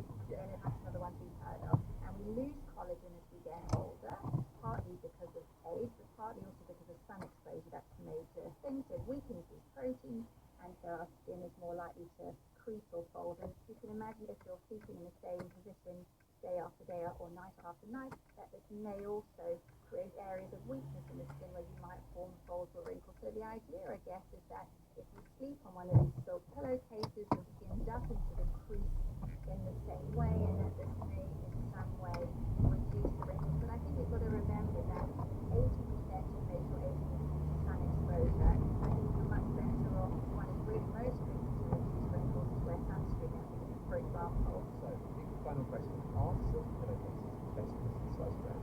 Or are they not? I'm going to say on the active market, yes, and I'd really like to see some more evidence before I can prepare to get behind it. But I would say on the hair potential benefits, I think that's plausible to me. That's been great to meet you. Thanks, bye. Time to drop this in where we can discuss it. Good morning, good morning. How are you both? Very good, thank you. Thanks very much for getting the time. About bedding, about materials. Kathy, I will be coming to you about silk very soon. So, you asked, what are the eco-credentials of bedding compared to eucalyptus? I've got some illuminating answers from the manufacturer of eucalyptus bedding that I want to tell you about. I'm also going to throw bamboo into this, because lots of listeners have asked about bamboo bedding, and also cotton, of course, because that's what bedding is often made from. Now, the challenge with cotton is that it's first, it uses a lot of water to grow. Plus, it tends to be grown often far away, India, China, Brazil, Australia, as well. Linen tends to be grown close to home, UK, Ireland, but also Belgium, France, and it uses less water, so that's a tick in the linen column. However, eucalyptus is said to use even less water and less land and less pesticides and fertilizers. Well, I think it's the difference between how much water is used in the growing of the plant and how much water is used in the production of the material from the plant. Spot on, yes, you have to plant into fabric. Now, making fabric into linen or silk, that's essentially a mechanical process of separating out the fibres. Then you spin those fibres into yarn and then weave or spin that yarn into a fabric. Making the fabric from eucalyptus or bamboo, that's essentially a chemical process. Now, I'm not saying that making fabric from cotton and linen and silk doesn't involve chemicals. Everything's chemical, and there's often bleach involved as well with cotton and linen. But eucalyptus and bamboo have to be significantly chemically treated to extract the cellulose inside their woody cores, and all of that has a significant filtration once that regenerated cellulose has been extracted, it then has to be turned into a fibre, and that carries carbon too. There are loads of names for regenerated cellulose, lyocell, viscose, modal. They're all known collectively as RAIN. It all gets recorded. So do you have any numbers to do with viscose or lyocell, one of these manufactured materials in cotton, for instance, or linen? So it's really hard to get things in research for this episode. We also spoke to a sustainable fashion and textiles consultant, Charlotte Tucker. And when we asked what was the most eco-friendly competitor in the world, she said you can't really compare them directly unless you know the individual supply chains. And that's exactly what isn't clear. What we do know is that the way that the regenerated cellulose is created can affect its footprint. The lyocell process is said to avoid the toxic chemicals of the viscose process. Plus, the lyocell process can be a closed loop, so there's less waste. Therefore, that puts lyocell having a smaller footprint than viscose. I'm still a bit confused between, you're talking about lyocell versus viscose, but also the underlying plants that are being used to produce those two. I mean, that is a great question, and you're not the only one that was confused about that. And here we get onto the main thing. Once you have extracted the cellulose from bamboo, from somewhere else, and you've extruded it into a fibre, it could essentially become any cellulose source. Yeah. For a recent scientific hit, Twitter pages, I spoke to a materials expert, an associate professor at UCL, Dr. Errol Belle, all about bamboo. We went back to him on this episode and asked for his thoughts on bamboo-based bedding. And he said that the textile fibres that are spun from bamboo are not really bamboo fibres anymore. Because yes, okay, the cellulose of the fibre is made from bamboo. It's been decomposed, regenerated, before it's no longer got any bamboo-ness, which is my word, is. And that left me wondering, just like it left you wondering, what is there in this that is bamboo or eucalyptus, right? And any complaints being made by bedding about their eucalyptus or their bamboo bedding ever actually be related to the source of the wood that was used to make that fabric? Well, I suppose only if you're looking at how that plant grows and what it takes to grow that plant, and therefore the source of it and the country it's going to come from, and whether you're using land in those countries that only grow these plants for farming. That's such a good point. The eco-credentials of the source are still relevant because they play into that life cycle analysis. We got in touch with Lenzing, who manufactures Tencel, you may have heard of. That's a brand of lyocell that manufactures often used bedding that they label as eucalyptus bedding. And they consider their raw materials are, quote, mainly beechwood and spruce besides eucalyptus. We then asked them whether using other sources of wood alongside eucalyptus affects the properties of the final fabric. And they said, quote, the different types of wood don't affect the properties of the fibre stroke fabric because we only use the cellulose components from the wood, which is more or less the same in any type of wood. Oh, brilliant. Fascinating. Isn't it? Do all these materials have different properties? Things like being hypoallergenic, breathable. The thing is, as we've just discussed, the properties don't come from source. The properties come more from the way that the fabric is being constructed. So how breathable it is, for example, is how tight the fibre is when it's the yarn is woven. I actually give props here to a bedding company called Ayla, who sell various products. When we asked them about that hypoallergenic and antibacterial properties of their bedding, they said they were, quote, the result of the manufacturing process we used. So it was acknowledged that it was the way that they were put together rather than the source. And on the breathability aspect, one expert did say that cotton should be breathable enough. Fascinating. It is. Kathy, silk pillowcases. What then do you suggest this one? So, like a friend of mine had bought a silk pillowcase as recommended by her hairdresser, and then I know somebody could use that part of your skin. So therefore, if you're on a silk pillowcase, less, so you may get less proper wrinkles in the future. I mean, it's a theory. And regardless, a silk pillowcase is not going to do anything about wrinkles. badly. Well, it's a shame that there isn't a magic pill for wrinkles. Personally, I'd rather not have cement. certain types of things that help it. So, Kathy, are you going to be running out and combining silk pillowcases? Well, actually, the hair property, because I'm lovely with frizzy hair, I think I might try one. I might add it to my Christmas list. And Rosemary, what do you think? Are you going to be replacing your old sheets with linen or cotton or this or bamboo or The jury's out. I think I'll probably be replacing any worn-out pillowcases with linen still because of the coolness of them. I might try one silk pillowcase, but otherwise I think probably it'd be linen all the way. But I'm still worried about the softness of these fabrics. If I want to replace my linen bedding with more linen, how can I know where to get linen that has the best eco-friendly? we were told that it might be worth getting organic textile certification, Global Organic Textile Standard, GOTS, because that highly sells up with not grown using toxic chemicals. That's brilliant. That's what I really needed to say. I think that the main thing is whatever you buy, it has the longevity and you can wash it and wash it and the fibres stay intact for as long as possible. And I know with linen, it tends to get softer anyway, just by age and using it. And then it can be recycled. That's some of the concern with these new fabrics. Not only what is their durability, what is their recyclability. Super important for their full life cycle footprint. I tell you what, it's a big one. It gets bigger the more you get into it. Thank you so much for your time. I hope that has answered some of your questions. Yeah, so we're starting nice. It's answered some of mine, but it has made me realise, the more I thought about it, how big the subject is. Yeah, I have to dig into this one even more, Rosemary. A week hasn't been long enough. Thanks again. Take care. Thanks. Bye. Thank you. That is it from me this time. If you have seen something promising to make you happier, healthier or greener, and you'd like to know if it is indeed the best thing since sliced bread or marketing BS, please do send it over. Either in an email to sliced.bread@bbc.co.uk or as a voice note on WhatsApp to 07543 306 807. Thanks. Sliced Bread was presented by Greg Foote. The producer was Tom Mosley.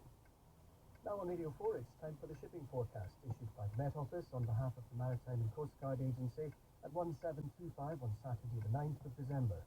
There are warnings of gales in Viking, South at Sierra, Forties, Tyne, Dogger, Fisher, German Bight, Humber, Thames, Dover, White, Portland, Plymouth, Biscay, Fitzroy, Seoul, Lundy, Fastnet, Irish Sea, Shannon, Rockall, Malin, Hebrides, Bailey, Fairisle and Faroes.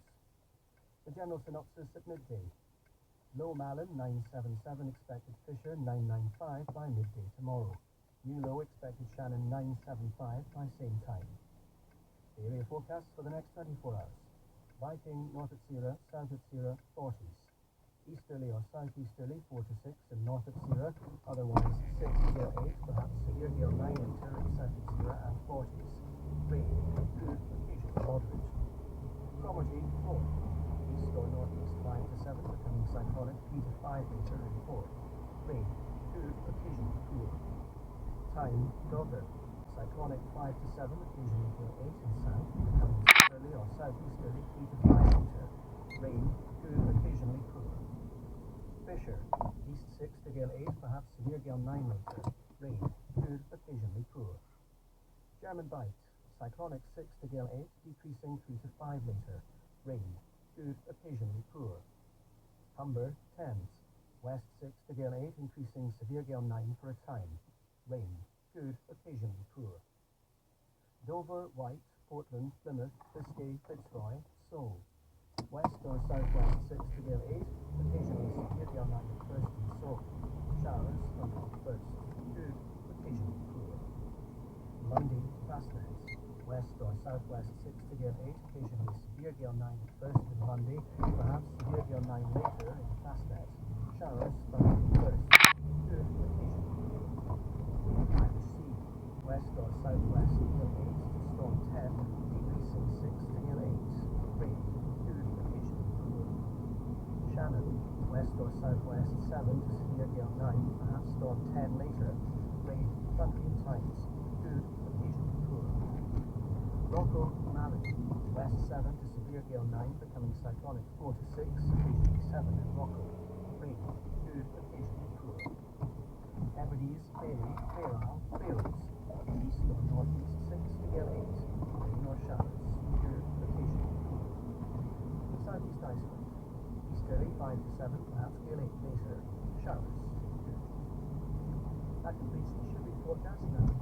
forecast for generally nice hot one, and today the forecast is very windy, and that's because of the storm now.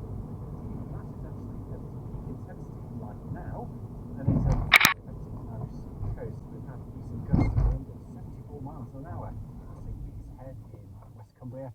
A similar gust of wind at Capelcurry in the northwest of Wales, and 60-mile-an-hour gust of wind currently at Blackpool. Now, this area of low pressure is going to continue to bring wet and windy weather over the next few hours. The rain heaviest for Scotland, Northern Ireland, Northern England, North Wales and the North Midlands. The strongest winds, meanwhile, will continue to affect Northern England. Peaks and most gusts of wind well into the 50s and miles an hour. Very gusty conditions over the next few hours as well across Yorkshire, Lancashire as well. By the end of the night, the area of low pressure will be heading into the North Sea. There'll still be bits and pieces of rain left on it across parts of Scotland and Northern England. The rain won't be as intense, and for Northern Ireland, Wales, England, much of Southern England, the weather will become drier overnight with some lengthy clear spells. But about night, temperature around 5 to 7 degrees for most of the UK, but down to around 2 degrees in Northern Ireland as skies clear for here. On in Sunday's forecast, well, a senior UN official has warned that half the population is now starving. Unions have vowed to resist new laws requiring some staff and companies to work during strikes, describing her as draconian. There's been an angry reaction at the UN climate talks, where OPEC has lobbied oil-producing countries to reject talks of phasing out fossil fuels.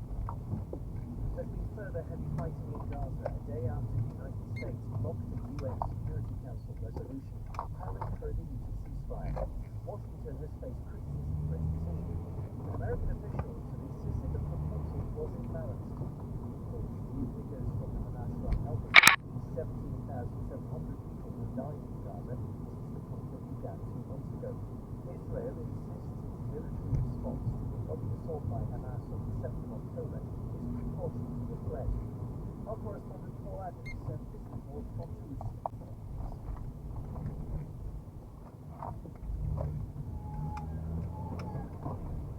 The scenes inside the Nasa hospital in Khan Yunis are hard to watch. Patients, men and children are being treated on the floor. It's desperate. Crowds of children were stunned. The hospital is overwhelmed. Doctors in despair. Ahmed Mugrabi is head of plastic surgery at the Burns.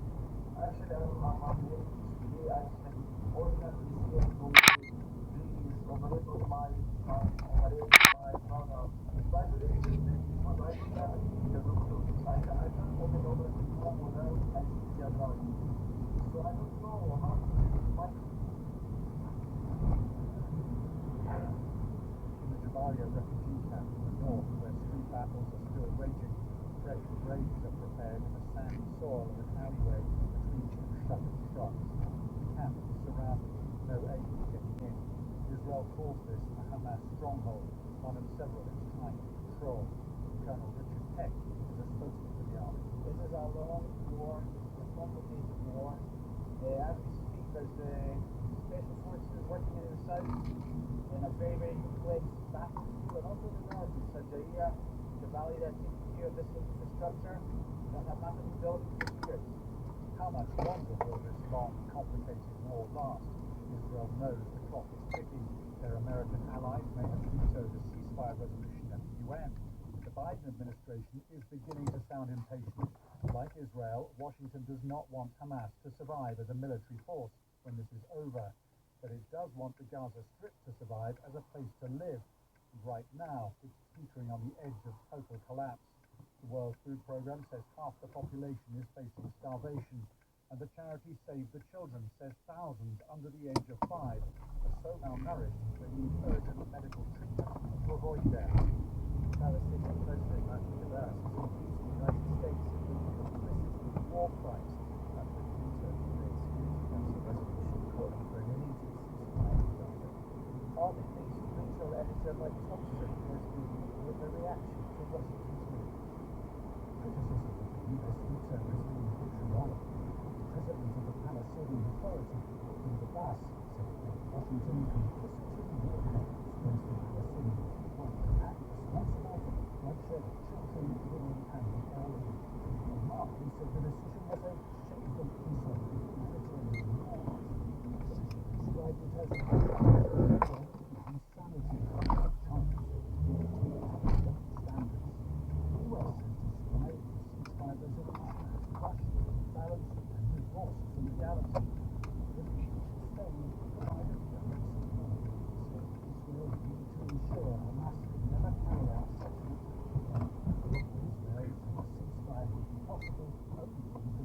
concern of the hostages and religious culture en masse.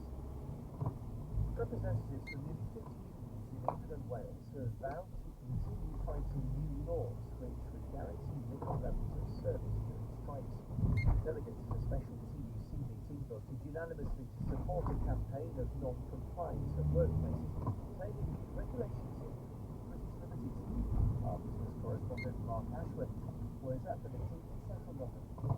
Protect our right to strike. That was the message today from the leaders of the British trade unions.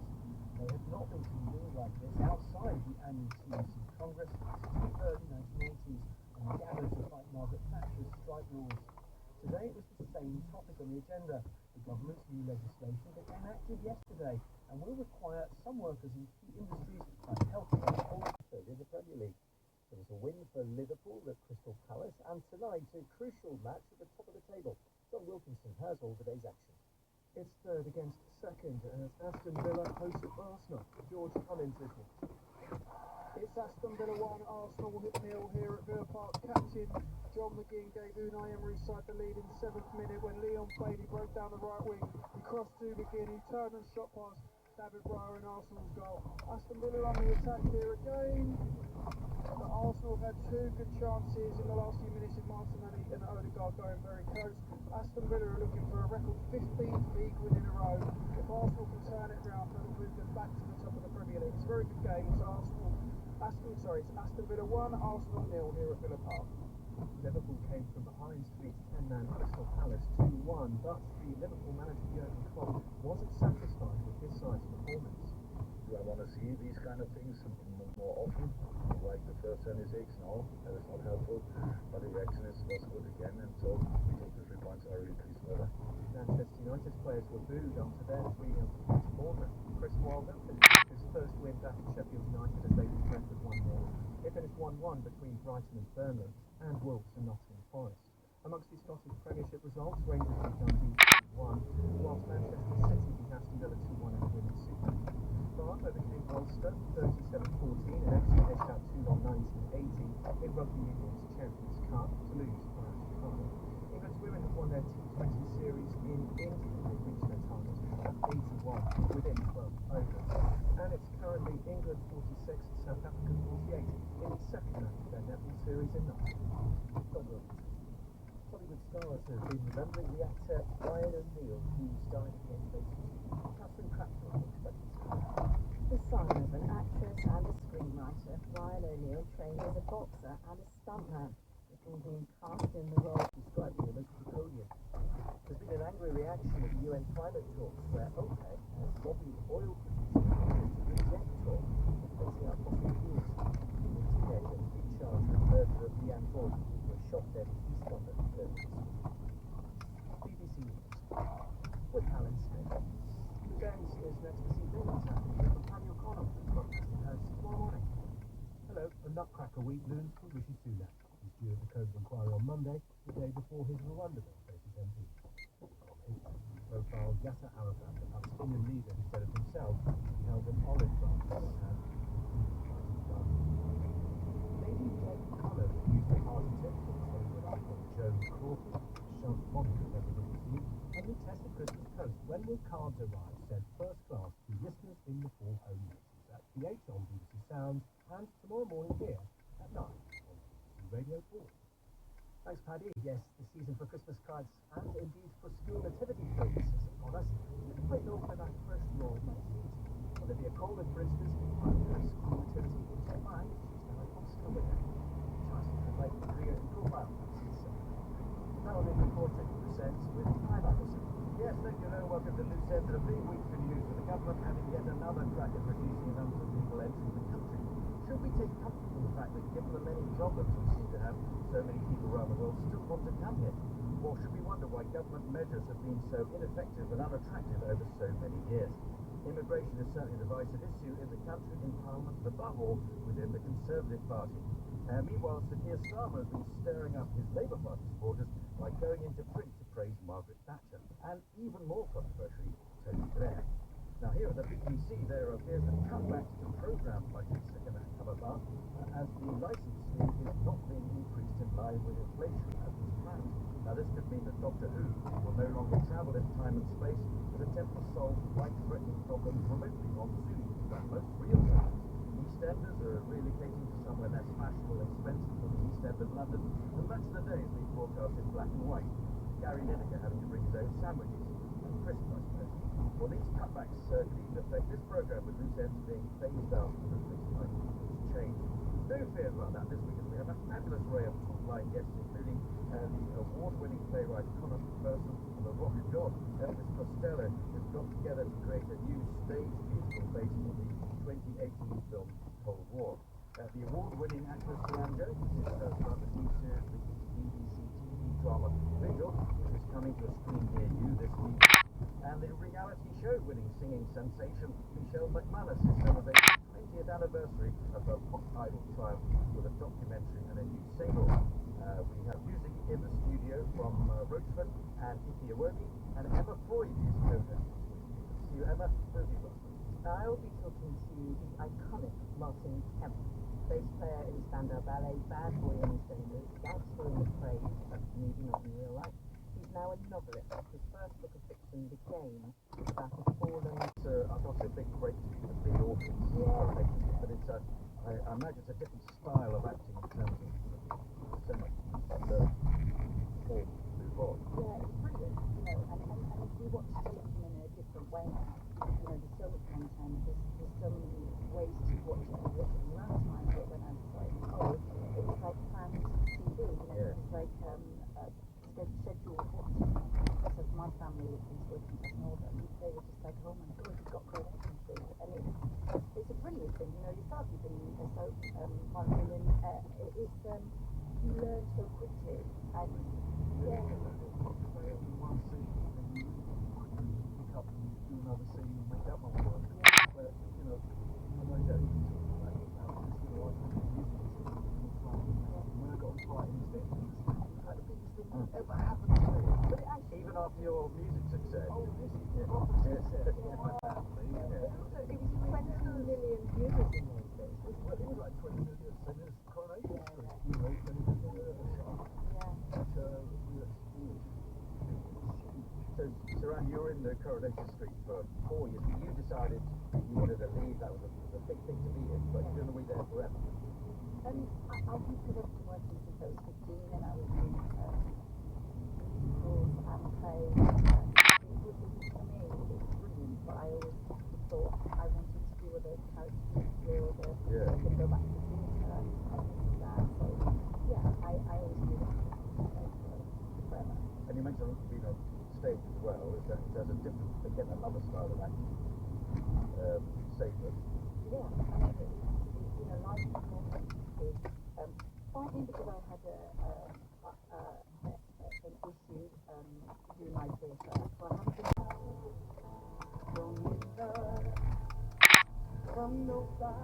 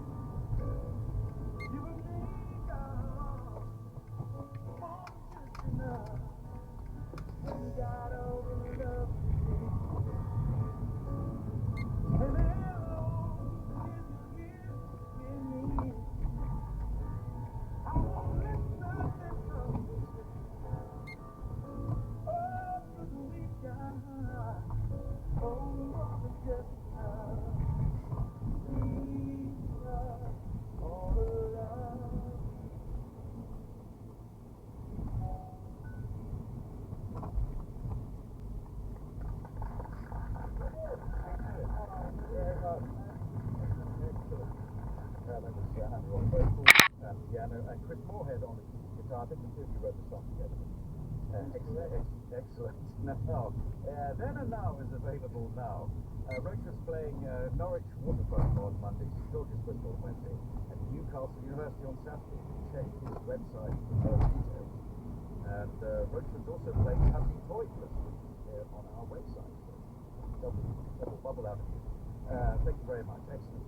That's come to Conor McPherson and Elvis Costello, OBE. The Irish playwright Conor McPherson won his first Olivier Award for his play The Weir in 1999, but many further awards and successes since then in Dublin, West End, and on Broadway, including Girls from the North Country, which featured a selection of Bob Dylan songs. For his latest work, a stage adaptation of the Pavel Pawlikowski movie Cold War, he's abandoned Bob Dylan and turned instead to Elvis Costello, who's been writing and recording, singing, playing, producing rock and other music since the dawn of punk. So, welcome to both of you, Mark. So, I mean, it's a simple question, but what came first? Seeing the film, wanting to do the play, turning it into a musical, wanting to work with Elvis? Such a strange confluence of events. I loved the movie when I saw it, and I happened to be friends for a very long time with the producer of the movie, Terry Sigachi, and I met with her and the director of the movie, Pavel Pawlikowski, for some interviews, and they said, we were thinking, could this movie be a stage show? Yes. And I had done Girls from the North Country, the first kind of musical show I had done before that. And Cold War is a beautiful day. She said in Poland in 1949, just after Poland was decimated by the war, and the Polish government under Soviet rule are trying to put together a troupe of singers and dancers to take Polish folk music to the masses to encourage their national ego on their stage there. And sort of propaganda exercise. Exactly. Like everything else. But at the heart of the story is a love story. Similar calls we love, and it's musical record. And the film is very daring. It's jumping ahead in time. Keeps jumping ahead in 5 years. But keep catching up. And so the history of music is 20th century music is also woven through. And you try to cover that in the play. But then what happened was that Tanya and Pavel, the director of the movie, they said, we were talking to Elvis Costello, who saw this movie, and he's a big fan, and he was wondering, could he offer some music for this? And I was just like, what? Yeah. And we all started chatting in on Zoom. Well, I was going to ask you about this, Elvis, because there's one song in it which is on an album of yours, Hey Cockface, which I just discussed with you on this program, and I didn't ask you, what's this I Do Zubas? There's something, what do you want? Yes, I do, yes.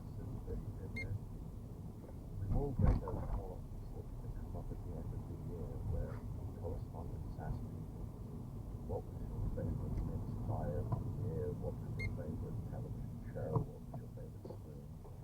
And I'm all stuck, and my mind was blank when I asked those questions there. This particular year, 2018, I actually had an answer. I said, my favourite song of the year was a song in Polish which marks this Cold War, and that was easily my favourite song of the year. Yeah, I think anyway, in pubs or clubs. Oh, I was up the Miners clubs and playing my bingo at half time, and singing for the convener and all that kind of stuff. But I mean, that was it for me. I never dreamed for a moment, kind of working class in Glasgow that I would ever. And I was working in a hotel. I was a sales manager, and I loved hospitality and huge, like, Catholic family, loads of sisters, and my life was lovely. I didn't really ever crave fame. That was never why I did it.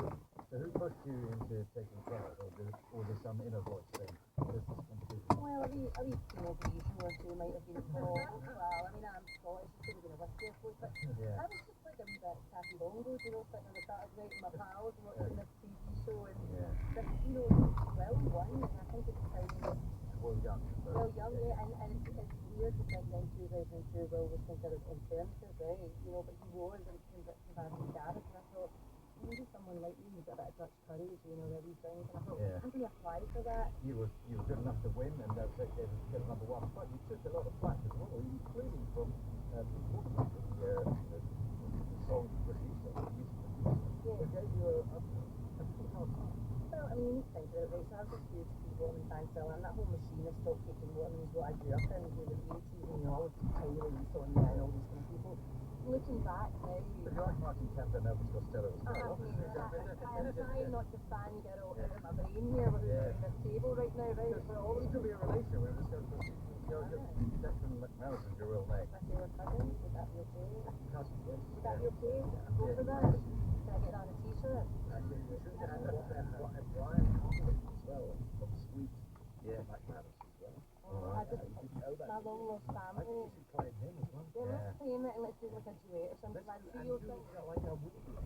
Oh, I'd love it. I'd love it. I'm going to hold you to that. Thank you so much. Okay, so we've got the sidetrack there. So you're. Wait, what do we get to actually? Yeah. For the first time we're doing this documentary and looking through 2023 I get the press at that time, it was really triggering for me, and I actually cried a lot because it was savage, the press at the time, because I was 23 years old and I wanted to sign, but it was just narrative. So on one hand, you know, it was 10.2 million votes first on the final, and I think I got like 7 million of those. Yeah. So on one hand, I'm like, well, I think the public really like me, but on the other hand, the narrative that was being driven in the press at the time was, she's so bad, she's so ugly. The narrative that was being driven, and it was just all of that noise, and I just felt such tremendous shame at that point, because I was like, I've let everyone down, because I'm not attractive enough, and I'm not thin enough, then therefore I'm never going to make it in this industry. And that was a scary 2003. Yeah. Thankfully things are not the same now. Well, I mentioned a few other things, but you want to put when you won. Well, he ripped off his mic and stormed out, because and he was right, I was never going to make it as a recording artist then, because I just didn't matter all the millions of people that had voted for me. I just at that point in 2003 and how I looked, the music industry was just not willing to accept that. I know, I've tried my best.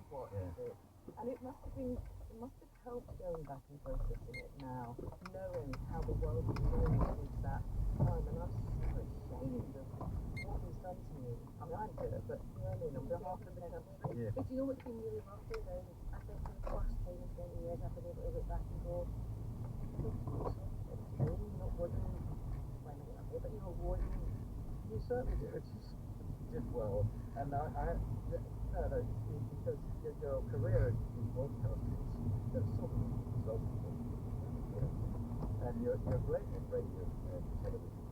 Yeah, no, but we have you on here as a co-host. I've been even said in life as well. I mean, it's been lovely to look back, and it's really nostalgic, and I promise it's a really happy show, by the way. Yeah, well, I know you talked to, I know what's in it, I haven't seen it, because it's very, very, the famous people in it. Well, I was going to mention, so you've got side of the time, you've got Williams. I mean, how did that happen, right? Yeah, how did that happen? Well, I don't know if that was like tough, to be honest with you, but for a really short period of time after I won the show, my makeup artist was Lisa Armstrong, the one makeup artist was married to Anne, and I was living in Key West at the time, Shepherd's Bush, right on my own, you know. So Lisa was like, don't go to stay with us, just come in the yard. When I was out the Anne Greg's house, it was like a who's who of people. They just kind of like everyone in the house, and you know, there all the time. Yeah. He was obsessed with talent show, so later years later, when he came to Glasgow, he asked me to interview him and take to Scotland, which I did, and he stayed in touch, and then he found out I was doing this documentary and was married to Susan. I think he also would want to talk to you. He was incredibly kind to me, and how he has remembered me 20 years on, and maybe the hair, I don't know, wasn't just like bright back then, but well, the hair is great today. I always enjoy the colour palette changing. All the time. Always enjoy. But you should mention, well, I have mentioned you've got a single out as well. We've got the documentaries coming out in 22nd of December on BBC on iPlayer. Because we're talking about music, I decided I've written to other people over the years, but I've never really had the guts to venture back into the music industry myself because it was quite traumatic the first time around. So, and the one hot day that we had when we were filming in Glasgow, it didn't really happen very often, but it tends to be for, and I wrote about a Christmas Glow, and it's the response has been unbelievable. Well, let's hear a little bit of Christmas Glow from Michelle McManus.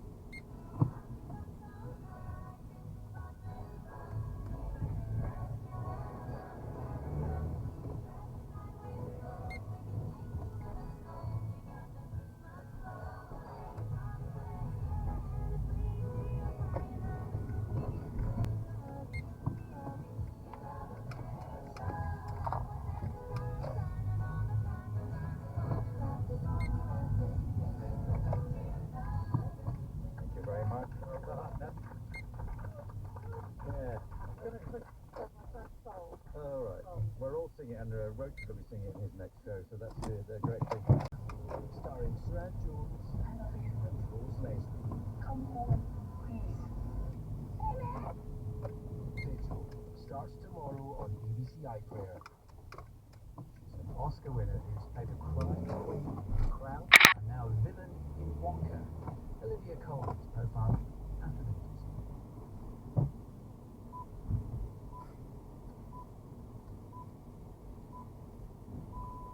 BBC News at 7 o'clock. There's been further heavy fighting in Gaza a day after the United States blocked the UN Security Council resolution calling for an immediate ceasefire. Israel says it's targeting Hamas fighters operating out of schools and homes in Khan Yunis dressed as civilians. New figures from the Hamas-run health authority say 17,700 people have died in Gaza since the conflict began 2 months ago. Akram al-Satari, who's in Khan Yunis, describes what it's like there. I can see unmanned drones all over the area. I can hear shooting going on. Thousands of people moving everywhere, trying to get food, trying to get water, trying to go to the UNRWA clinic for the medical care. People moving and wandering, trying to find some food. A teenager has been charged with the murder of a woman who was shot in East London earlier this week. Leanne Gordon, who was 42, died at the scene on Tuesday evening. The 16-year-old boy has also been charged with the attempted murder of 2 other people who suffered gunshot wounds. Trade unions are voted unanimously to support a campaign of non-compliance with new laws guaranteeing a minimum level of service during strikes. The government says the rules protect the public while still allowing the right to strike. The National Education Union says the service levels expected at school would mean providing lessons for around 3/4 of children, which would mean 100% of staff would have to work. Oil producers organisation OPEC has faced heavy criticism after a leaked letter called on the group's members at the UN climate talks to resist any reference to phasing out fossil fuels. The COP28 president, Sultan Al Jaber, has told participants that progress at the summit in Dubai has been made, but not fast enough. Football Bournemouth have beaten Manchester United 3-0 in the Premier League.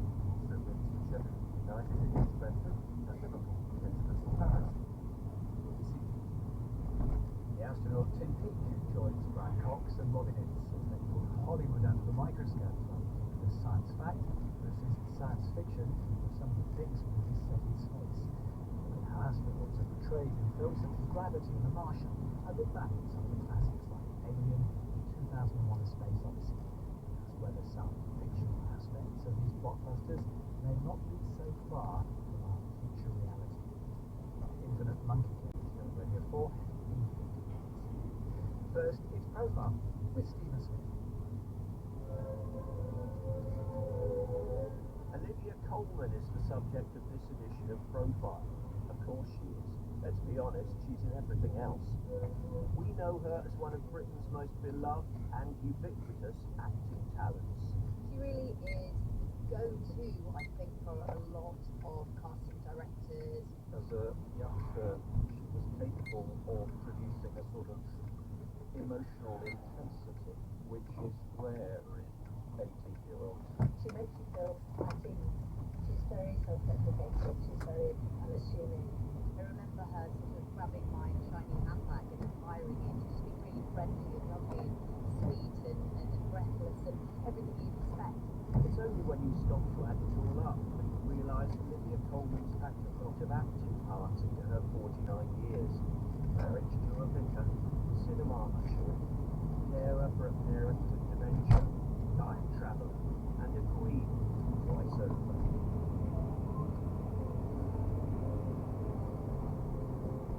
Now she's the wicked Mrs. Scrubbit in Wonka, a new film inspired by Roald Dahl's story Charlie and the Chocolate Factory. Mr. Walker, I can see you're a man of great engineering. What are you doing? From an early age, it was obvious that Coleman was cut out to be a performer. You may have been to a school nativity production this week and seen the look of frozen terror on a child's face. Well, that wasn't young Olivia. Coleman was as keen as mustard.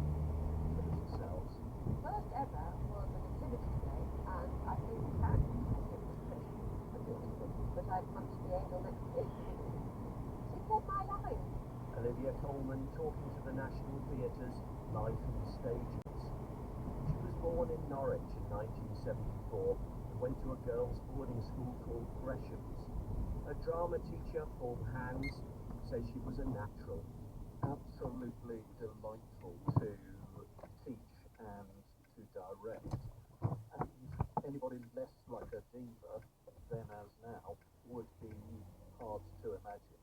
She was modest and enthusiastic both at the same time.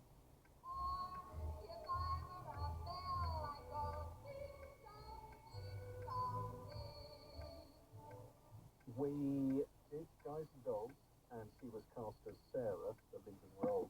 There is a wonderful moment where her character, Sarah, smashes a glass bottle over the head of a waiter in a cafe in Havana, and they're actually made of a sort of sugar substance, so that they smash without doing any harm at all. The sort of wonderful gay abandon with which she did that, and the gasp of horror from an audience of about 200-300 people was wonderful, and the joy on her face of performing that moment sums up the vibrancy of an 18-year-old who is totally in her element and totally able to be herself. And it was very obvious that that was, with luck, going to be what she would do for her life. Even while she was doing other things like attending teacher training college, Coleman was looking for parts in the theatre. She applied to the famous Footlights Review at Cambridge University, even though she wasn't a student there.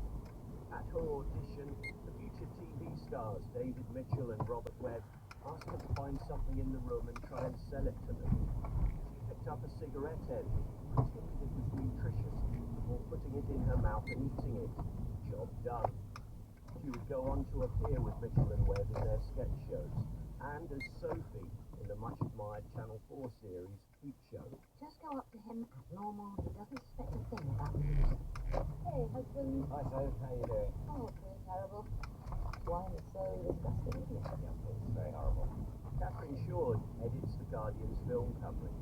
Sophie is such an interesting and complicated and funny character. She played her so well that the character did get a little bit loopier as the series went on. And I think that sort of grounding and those sort of small screen, quite parochial British productions meant that we're sort of starting from the foundation with her, where people really think that they do know her. Her face didn't fit. Most of her had a distinctly left-wing face, which made her inappropriate casting for the Queen, as that was to do with the idea that people think she looked slightly resentful and ironic at the idea of having to play a public role which satisfies the demands of others. And the Queen would say that it doesn't ever happen to she plays what makes her Queen.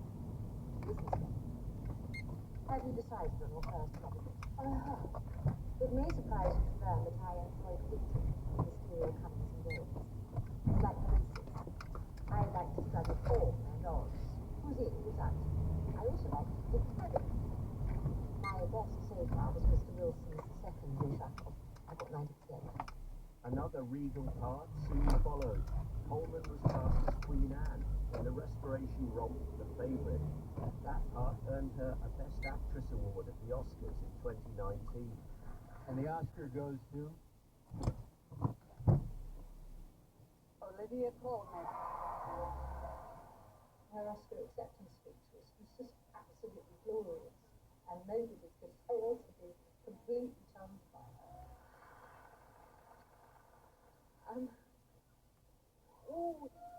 It's genuinely quite stressful. This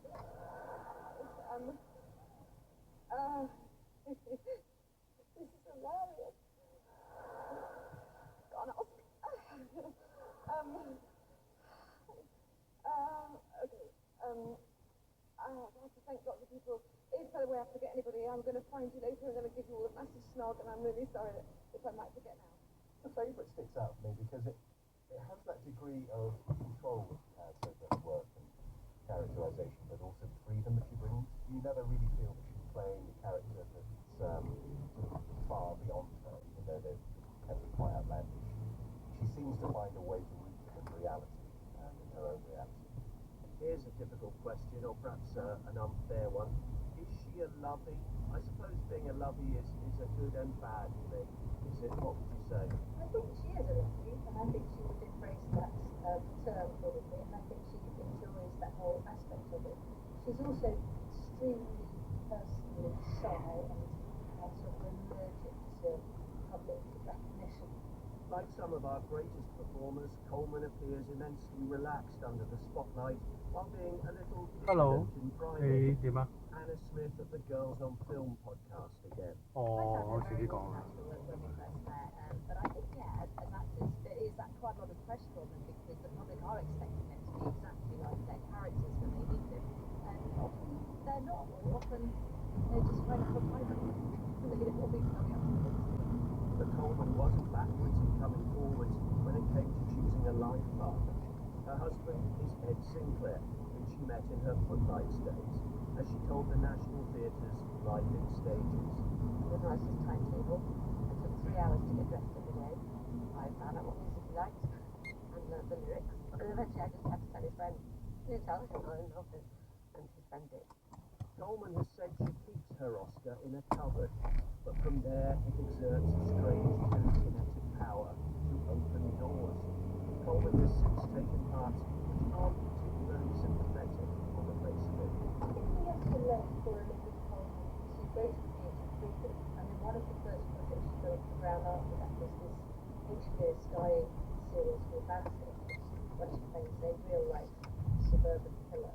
And then she did The Father with Anthony Hopkins, an incredibly testing for an actor role in a really serious community film animation. Here's Anna Smith.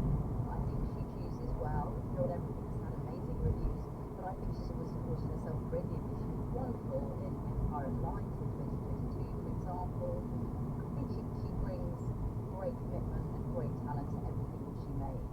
I did find the role something like Ross Wiltshire, Maggie Gilligan's film, in which she plays a rather embittered middle-aged woman on holiday.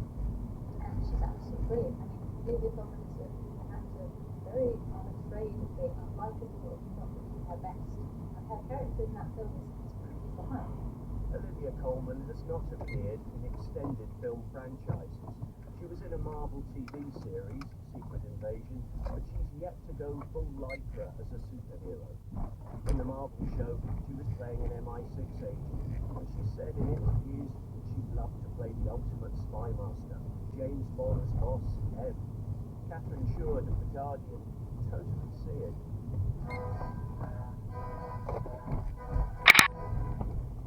In many ways, she's actually the natural successor to Judi Dench in terms of the types of range she has, the roles she's played, the place she has in people's hearts. She's really beloved.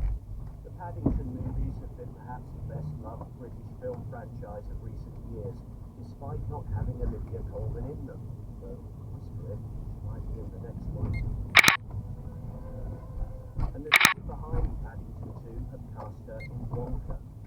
It's hard to think of a better place for this most intuitive of actors than the great confectioner's world of pure imagination.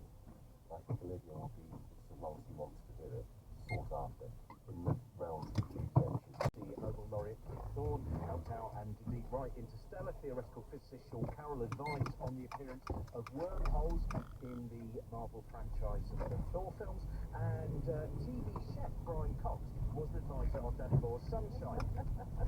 But we're not going to talk about that this time, are we? That made a bit of a pig's ear of that, didn't you? I was given a tremendous challenge. Our son is dying now. We are going to go and fix it. Discuss. I throw his bollocks at everyone. But then boiled it. Now, in a break, we have political and intellectual passion.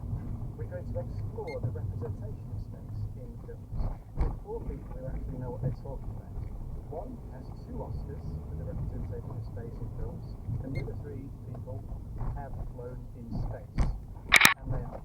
Hello, I'm British astronaut Tim Peake. I flew to the International Space Station in 2015. I've just finished a new book called Space, the Human Story. And the best thing I learned from Hollywood movies was to stay out of the cornfields. Because whenever you see a cornfield in a Hollywood movie, something terrible is about to happen.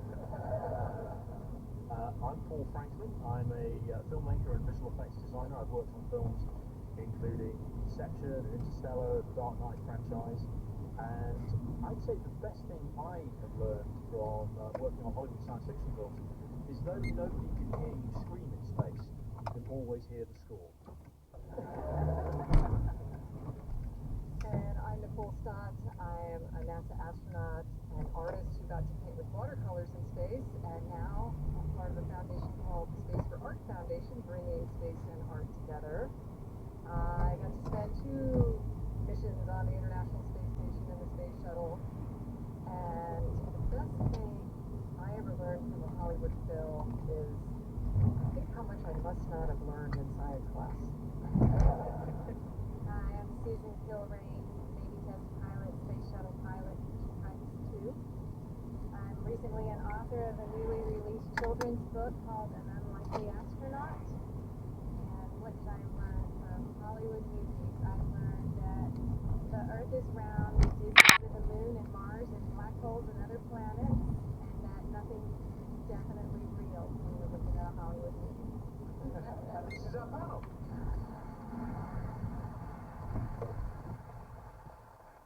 We're going to start off with you, Paul, because I think this is probably most threatening for you. Because I would imagine more often than not, when there's 3 astronauts near you, you just go, oh no, who's going to come up first and go, can I just say, I watched that film you made, and to be honest, that was terribly inaccurate what you did when we were in space.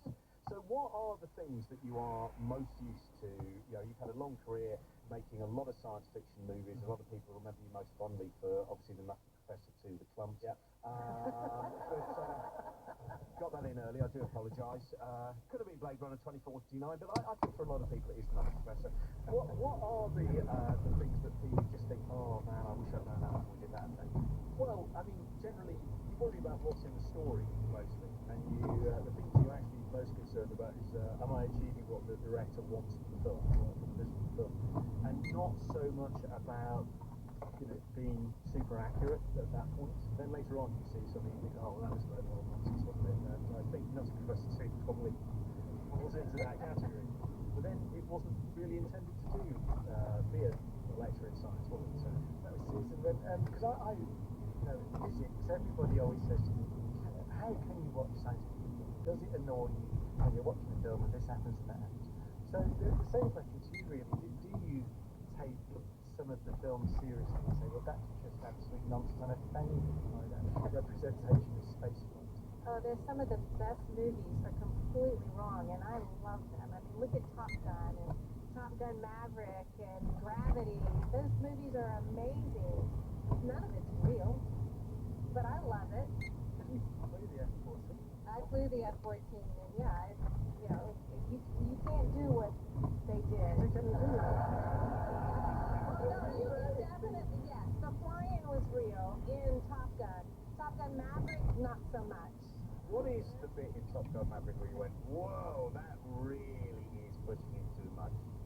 Wow, a lot of it was pushing it too much. The answer is the fact that Tom Cruise was still allowed to fly was probably the biggest wow, that would never happen in the real Navy. And the fact that all his ex-girlfriends who were actually the same age as him in 1985 were no longer in existence for some reason. No, they were no longer some there. alien had snatched them all up. But I was happy that they brought him back and let him be part of the movie, and it was a great film. You have to go to a movie with your popcorn and your soda and get into it, I think, and not pick it apart scientifically. Well, that's ruined the show.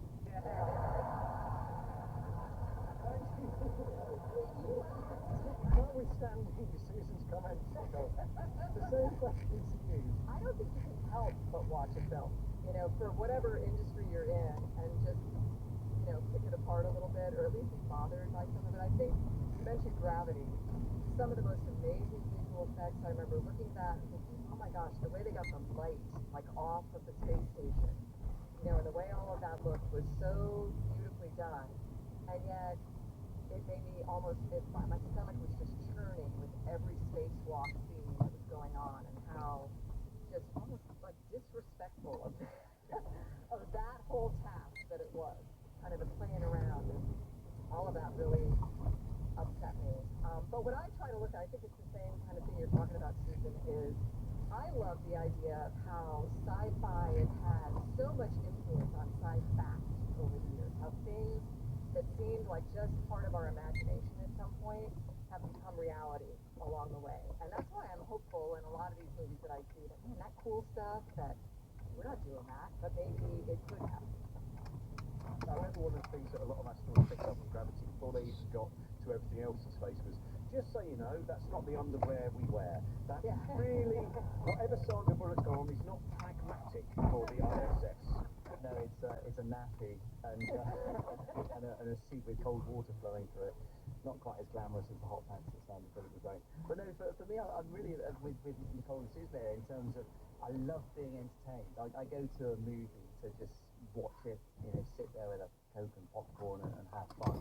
So perhaps best to ask him rather who actually did this and went to the moon rather than the guy who was 3 years old at the time and has a degree in sculpture. But I think they found out which what the actual result was. But yeah, the accuracy, and they were trying to catch me out. He started referring to the way that the astronauts would sleep inside the command module on the way to the moon. And I didn't know about how they folded out the seats and the hammocks and all this sort of thing. So you can't have problems. Isn't there also a problem which is sometimes when you're making a movie, audience expectations of how things will happen, that you actually have to go, do you know what, we can't be as scientifically accurate because actually it will make the audience attached. I think it's like well, in the case of First Man, they wanted to make it as accurate as possible depiction of the moon. And so that was all filmed outside of Atlanta, Georgia, and it actually has great sound. And the art department dressed about a couple of acres of it in sleep tranquility. And had a full-size lunar module rocket lit by the most powerful planet. They put 200,000 watt bulb lit it to simulate the look of the sunlight. And I went out onto the set, and I just thought, okay, I'm standing on the moon. It was quite extraordinary because it looked at Apollo surface photography, perfect colours and perfectly crisp shadows with no obscuration from the atmosphere. So you'd see the shadows falling on the space station, razor sharp. And so these kind of things, you know that it's going to be like that, but you can't really visualise it until you get there. It almost doesn't look real. Yeah, it's just the most like crisp, crystal clear, glowing, like vivid color that you'd ever see. One of the other things, did you guys everything's not in slow motion. That was the thing I was really like, do we do it in slow motion?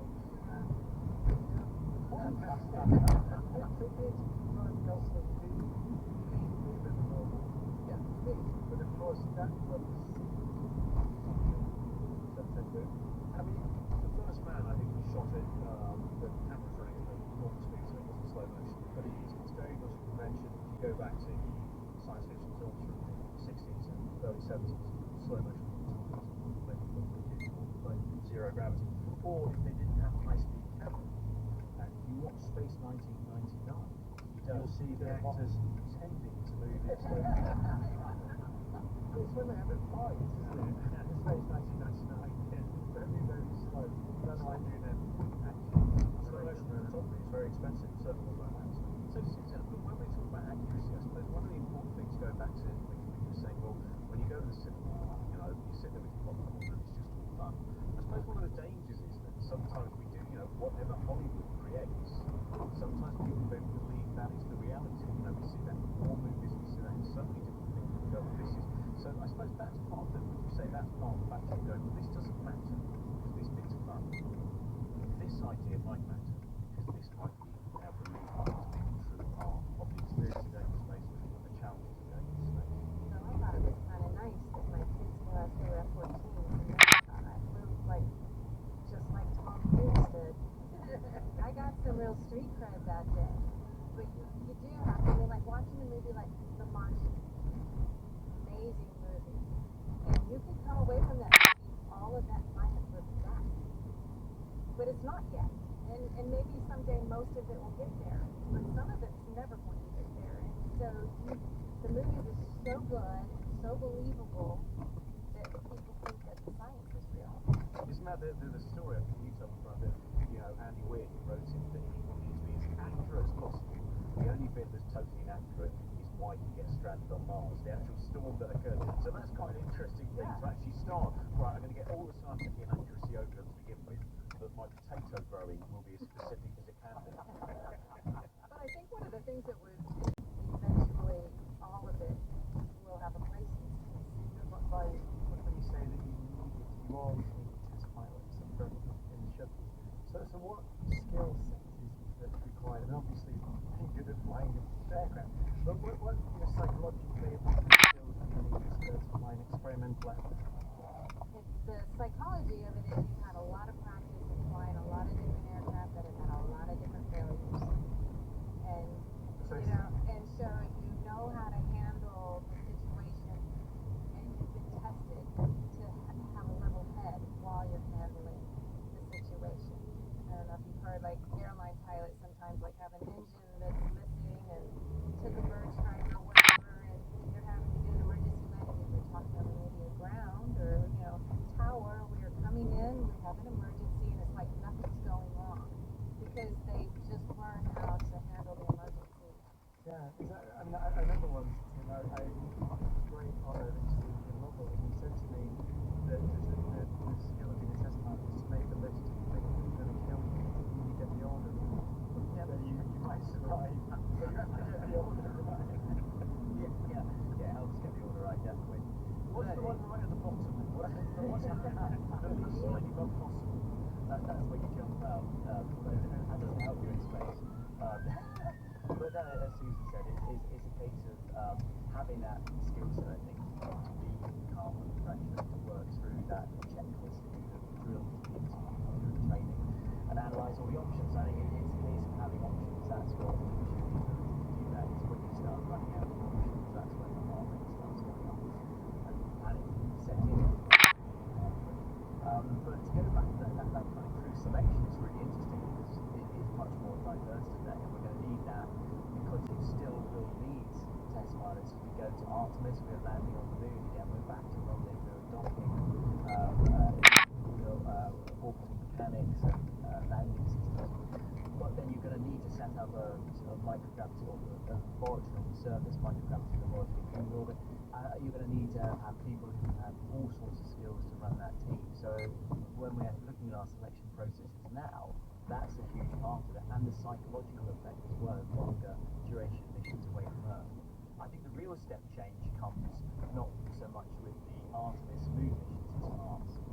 Going on a 3-year mission to Mars and watching Earth disappear until it's a speck of light in the sky, that's going to take us certainly a different mentality than we've considered up until now. And the blend in the crew, as you said, because you have engineers, which is your background, but also, as you mentioned, Susan, artists and people who will know how to respond to space and transmit that. Yeah, I think it's going to become even more and more important, and not just as we're starting to include someone who is an artist on a crew, in particular, that's their thing. But I think we need to acknowledge more and more thoughtfully as we go into flights that are going to be 3 years, where Earth doesn't look like Earth out the window very quickly. And you're in not a Hollywood spaceship, by the way, either. You're in a relatively confined space where I think now with Artemis even they had to put the toilet in the bulkhead to find space for it. It's all been very bad, haven't you? And punishment. The 70s in Manchester, what's that? Which is closer, because we have these two extremes, don't we? As you said, Nicole, there's Star Trek, which is just shiny future, and then you have Alien, which is basically truck drivers, essentially, that's what they are. So which is the reality, which is closer to reality of being an actor? I think it's truck drivers. But yeah, it is about normal people, essentially. That's where we're going to. You can see that in terms of in the early days, as Susan was saying, it was all, it's quite fun. There was a lot of caution about who was being selected. And now, really, we've got a number of different jobs. You think about what you do on board the International Space Station today, you do everything in terms of what the Apollo crews are doing, being ready for that kind of test flight. But you're operating equipment, you're doing space sports, you're doing medical training, dental training, scientific payloads. When we go to the moon, it's going to be all that plus some. We're going to build a sphere, build a habitation. technical work. So we kind of keep heaping the skill set on top of fashion journalism. So I think it will end up being more kind of retraining mixed crew instead of the training. Tell us about Interstellar. I suppose it's a special case for it because Chris Nolan famously doesn't like special effects and how they build the set, which I love the idea. And it was, I did it years ago, Matt Smith in the TARDIS, and that was the same. The TARDIS is built out of old bits of aircraft. But he was so excited. He said, the first thing he said to me is, look, if I put this switch, the light comes on. And that's what he was into. It actually works. Like this thing. So I wondered, at the film he works on, there's two experiences. There's building the set out of old bits of aircraft, and there's also creating them in graphics.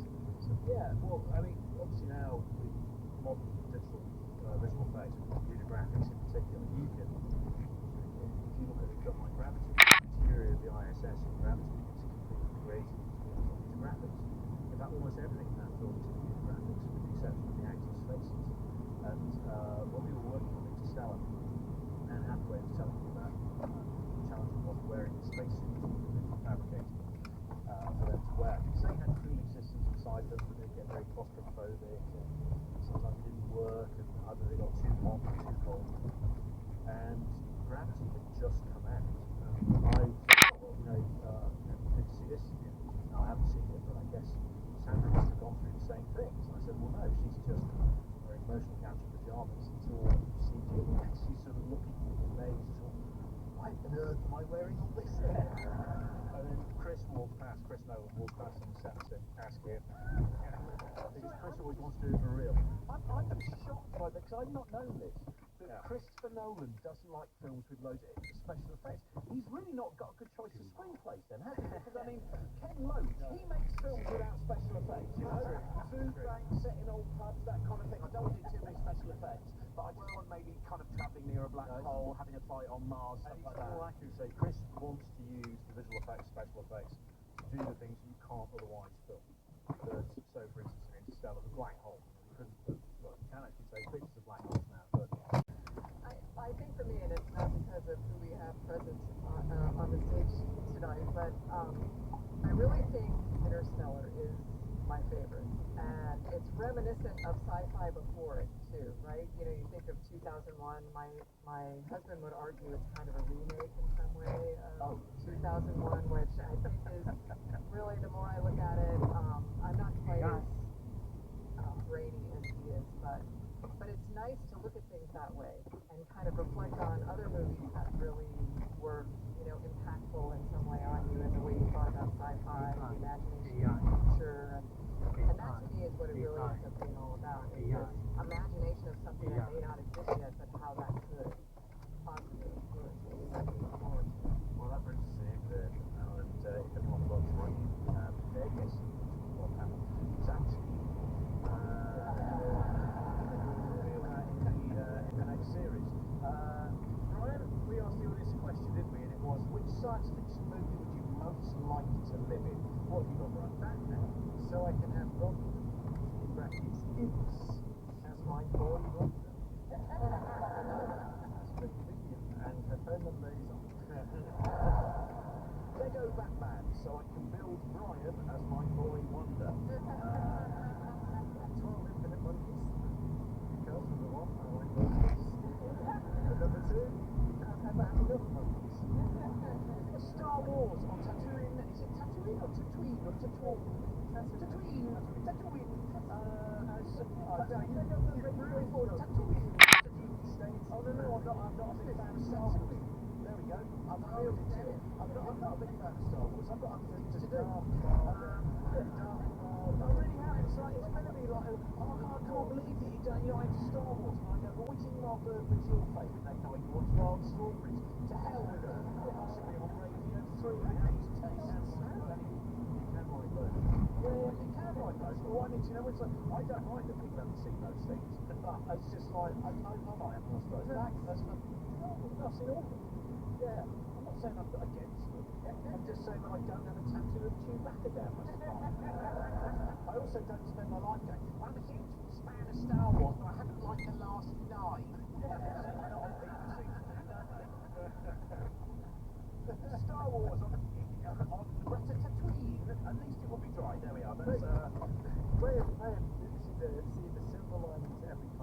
says Henry in it, because it would be a great way to get rid of my indigestion.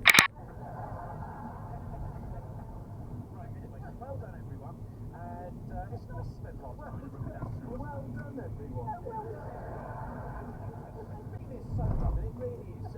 Only one person, 10 minutes, go for it. And thank you very much to our wonderful guests, Tim Peach, Susie Lorraine, Nicole Stott, and Paul Franklin. Now, next week, usually we spend a lot of time and kind of sit down trying to work out what we're going to talk about on occasion. We sit around the table, and more often not, everybody goes like this. I'll say something like, why don't we do the minds of octopuses? Brian goes, no, physics. And then I'll go, why don't we do kind of fungal communication in woodland? No, physics. Why don't we do spider sex? No, physics, but maybe a little bit of spider sex. Then fortunately, next week we've actually asked one of our most popular guests, someone who's an absolute joy. We've had her on so regularly, she's one of our funniest guests. We asked Jo Brand, what would she actually like to discuss on the show? And she said, what is quantum mechanics really about? Physics. You got everything you dreamt of. Lucky, really. Thanks very much for listening. Bye-bye. Bye.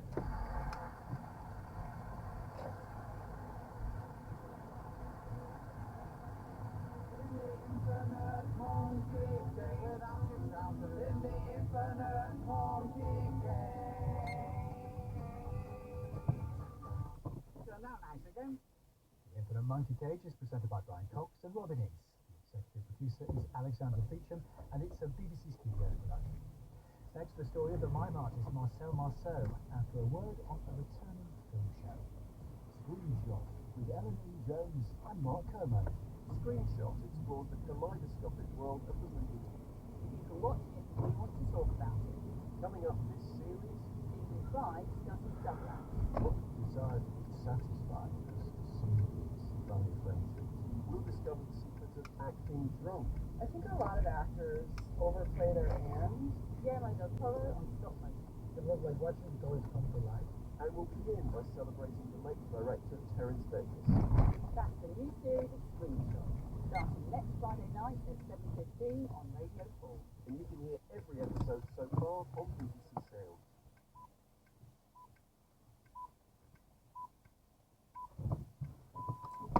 BBC News at 8 o'clock. The UN says half the population of Gaza are starving, 9 out of 10 unable to eat every day. Carl Scow of the World Food Programme said nothing prepared him for the fear, chaos and despair he encountered there. As Israel's bombardment of Gaza continues, the Hamas-run health ministry says almost 18,000 Palestinian civilians have been killed in Gaza since the group's October attack on Israel. There's been fierce fighting during the day following America's veto of a UN Security Council resolution calling for a ceasefire. Our diplomatic correspondent Paul Adams, who's in Jerusalem, says Israel's Prime Minister Benjamin Netanyahu has praised the decision. He made a short statement at the till in the butcher shop, and she'd give them money to go to the pictures. And the whole bunch of kids would run off to the pictures to see Charlie Chaplin. You know, Chaplin was always a fantastic figure for me. I loved him immediately when I was even 5 years old. He started to imitate Chaplin from a very young age. So there was already this affinity with silence. And later, he loved to teach them. He breathes a sigh like a poet breathes his words and speaks out. A lot of his work is done in slow motion as well. My name's Lola Ray, and I'm an ancien student of Marcel Marceau in his 60s, 30s, 70s. And I'm known as a mime, generally, and also as a clown. The moment to express fish. We just love Marceau. He was such a nice person as well. He becomes the fish. 喂， And he was 你得閒 never put himself on a pedestal. And 哦， really 你頭 was 先食咩？ It was always as though we were sort of little friends of his. 哦，即係 It 都 was 係 a very 咁啊 friendly 嘛。 atmosphere at the school. I 食 say 咗咩啊 to？the student, you have to take 哦，兩個都有問題。 and the weight OK， of the character, 好食啊！ of the prop. There's a big point between you and Marcel. 你哋係乜？即係你買翻嚟 An 嘅？ object, and it doesn't move. It's 我就 for instance, you must move around it. 嚇哦，一條龍咁去。To make, for instance, the invisible visible. 佢哋點啊？ or I will be a painter. 我以為因為好早啊嘛嗰時，我唔知你會咁早識。 There must be parody and also reality. And to make an audience see them, it 咁 also 耐？ could do quite easily. If you go 你去嗰度20分鐘啊？ 即係隔40分鐘，即係來回40分鐘。 your 5 o'clock tea, you know, or if you 佢哋 smell 點 a 啊？ flower. 佢哋點樣？ To me, weird is a sort of art. You're hearing things that are not there. You're seeing things that are not there. It's a magic art. 你有冇攞件褸俾佢啊 ？OK， 有冇講同阿 KTE 講話聽日搭10要走㗎啦，7點10出門口會走，離開會。 Between the silences, music, 你未講 OK。 of course, classical music. 我同阿 Duncan 講過話要做啲幫要做，跟住佢叫我同阿 K 講依個。 It's completely independent. Move, space, and silence. 喺邊度？ From father's great love of music, 你而家喺邊？ also began in childhood. 你哋冇睇戲？ Said that our grandfather Charles was an opera fan who loved La Traviata and would take his new son to the Bye-bye. theater in Strasbourg.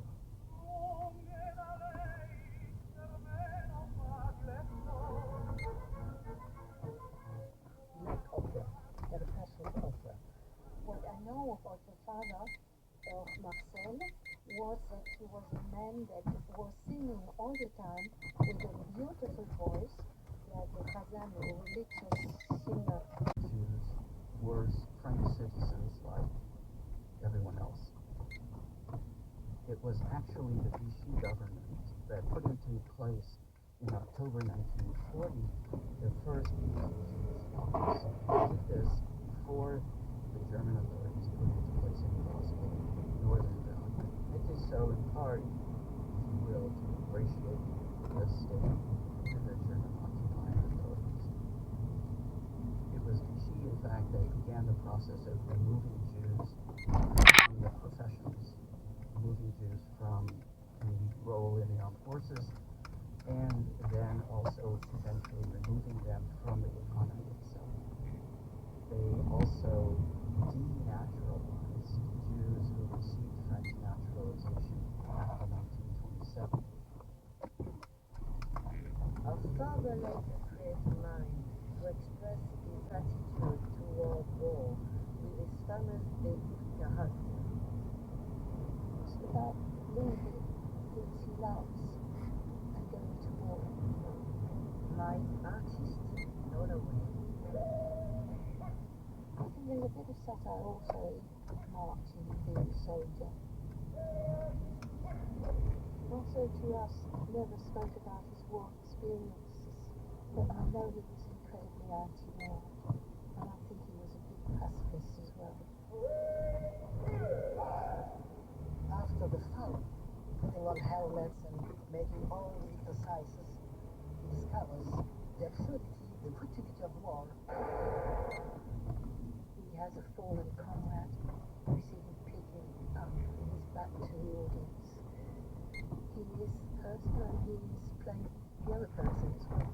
And he uses only his hands, his arms and hands, to convey the comrade is clinging onto him.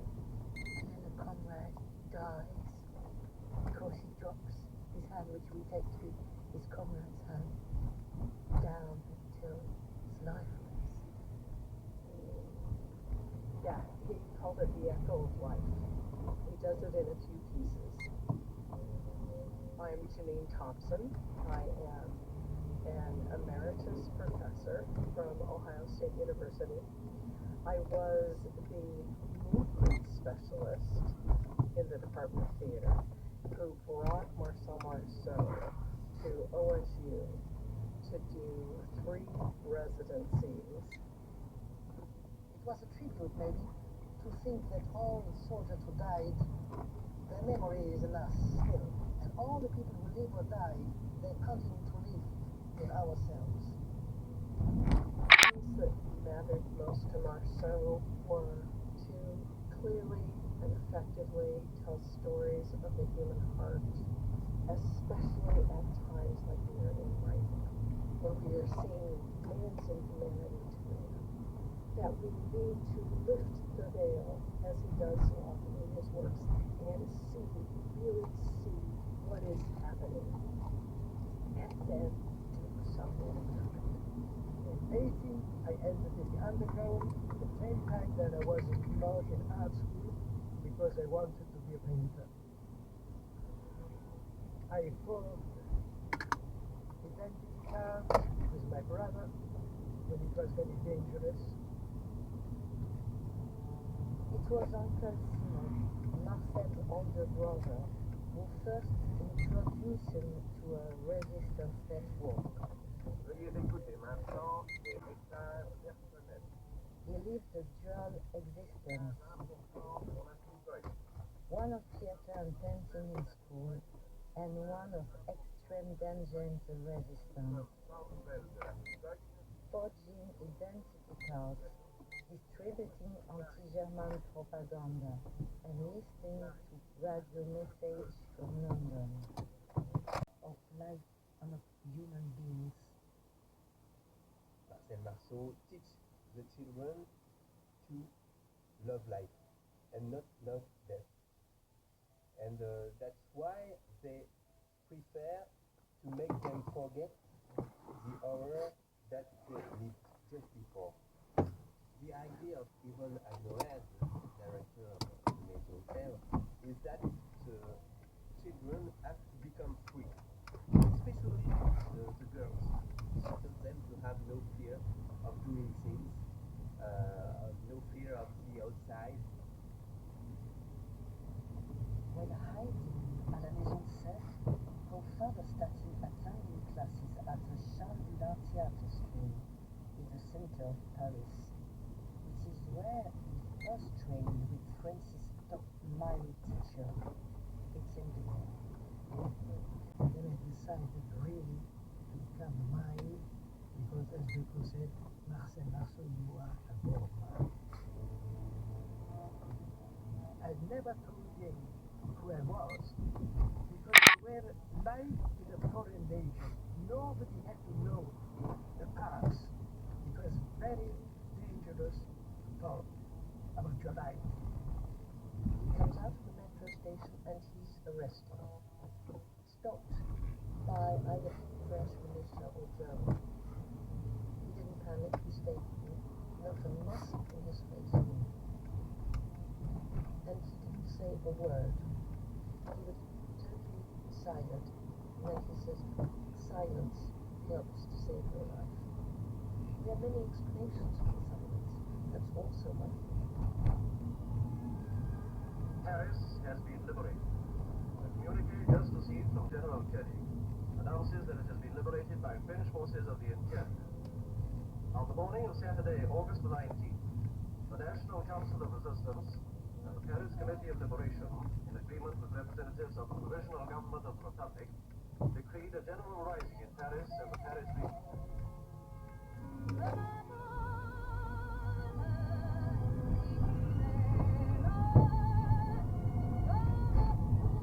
In November 44, I engaged myself in the first French army, side by side with the other GIs. And then I went to Frankfurt, where there was the 6th Army of General Patton. And I met a Captain Parker, and he said to me, young man, what did you do later? I said, theater without speaking. Could you show me something? Yes.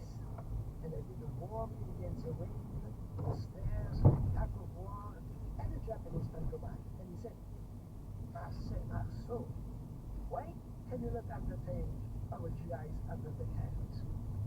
We have 3,000 people. I said, of course, it's a great honor. And then I played for the GIs, and 2 days later, I had my first article in the Stars and Stripes, was the paper of the American public. And when I was demobilized, in 46, I started my fear that it will happen again. So they think that if they were very, very French, it will be more difficult to tell them that they are not French. His language of silence was universal, and her father became world famous. Janine Thompson. His first show in the United States was in, I believe, 1955. And then it was doing so well, they moved him to a Broadway theater, and then he ended up having a 6-month run of a solo show. I mean, that was unheard of at that time. It is true that the American critics made him famous to the world, and they can't accept it by art form. And then it developed to the world, France everywhere, because America was a strong force. Cozy Tamar Miserloigi. Marcel in real life, he was all the time speaking. He was a very, very smiling man and very, very charming, especially with women. I don't think I speak more than people generally, but because I'm known to be a mime, every time I went on a tour and I had a radio to do, it was something like this. Oh, for a man who does not talk, and then it was very difficult to make me stop. Francis and I were born in Israel, and we left Israel when we were 7 years old. Our father was a German Jew. First time we saw Marcel, it was in Cologne, and it was so meaningful, so much, that we were in Germany. Germans loved Marcel Marceau. Until now, it is a very, very huge star. It was something very special. I think also for him. I'm very privileged not to speak and to share so my silences the feelings of all nations, of all people, without this distinction of race and color and nationality. Youth, maturity, old age, and death. That was one which was really, really needed, because he also walks on the spot in my walk. And first he walks as a youth, full of bigger optimism, looking around in the world. And bit by bit, he gets heavier, and then he gets smaller, and smaller, and slower, and then black out. And nobody but Marcel could do a piece like that. So simple and yet so difficult to do.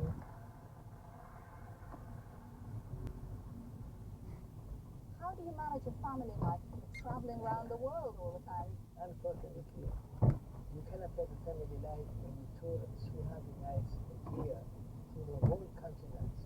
But I look for my children when I was grown up, and I think that Were you a good father? Excuse me? Were you a good father? No, I was a father who was far away, but my children who were grown up know exactly that how we thought about that, and that it was important to bring my art to people and my love for them, of course. Work is a real value in our family. But this is, I think, unfortunately also a reason why he was so sick. Quand était son dernier spectacle? The last one was in South America, because he came back from South America. He came out of the airplane and he collapsed. He was for some years being with a single straight arm was easy. He apologized again and said goodbye. I fell asleep and woke up at 7:37 a.m. 23 minutes too early. Butterflies and a crush. I listened to Taylor Swift in the shower, and for the first time in months, her voice didn't make me feel sad. All this after only one phone call. Maybe I should answer a phone more. I stood in work under the fluorescent lights of the salon, giddy and distracted. For the first time in a long time, the endless rom-coms streaming on our TV customers didn't irritate me. I saw Hugh Grant bumbling to Julia Roberts and wondered if you had glasses. I watched Billy Crystal in the batting cages and imagined you might be supported. I was so deep in fantasies about the mysterious Prince Charming on the phone that I got overzealous in Sandra's distracted ball and tried to talk her into taking the cut. Just so flattering, one of the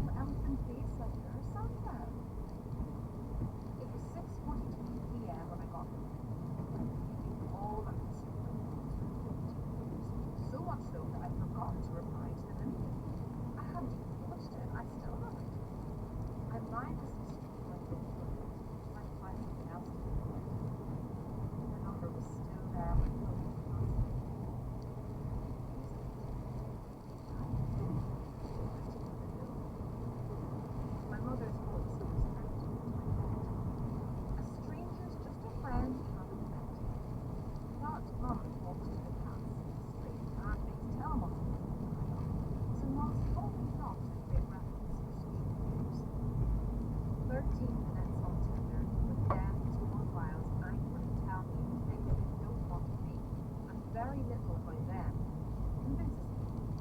Not my deal or something. I go to the calls and save your number.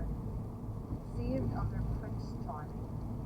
Cringe at my own excitement. Or telling myself the guy's on. I'm having fun. I haven't had fun in so long.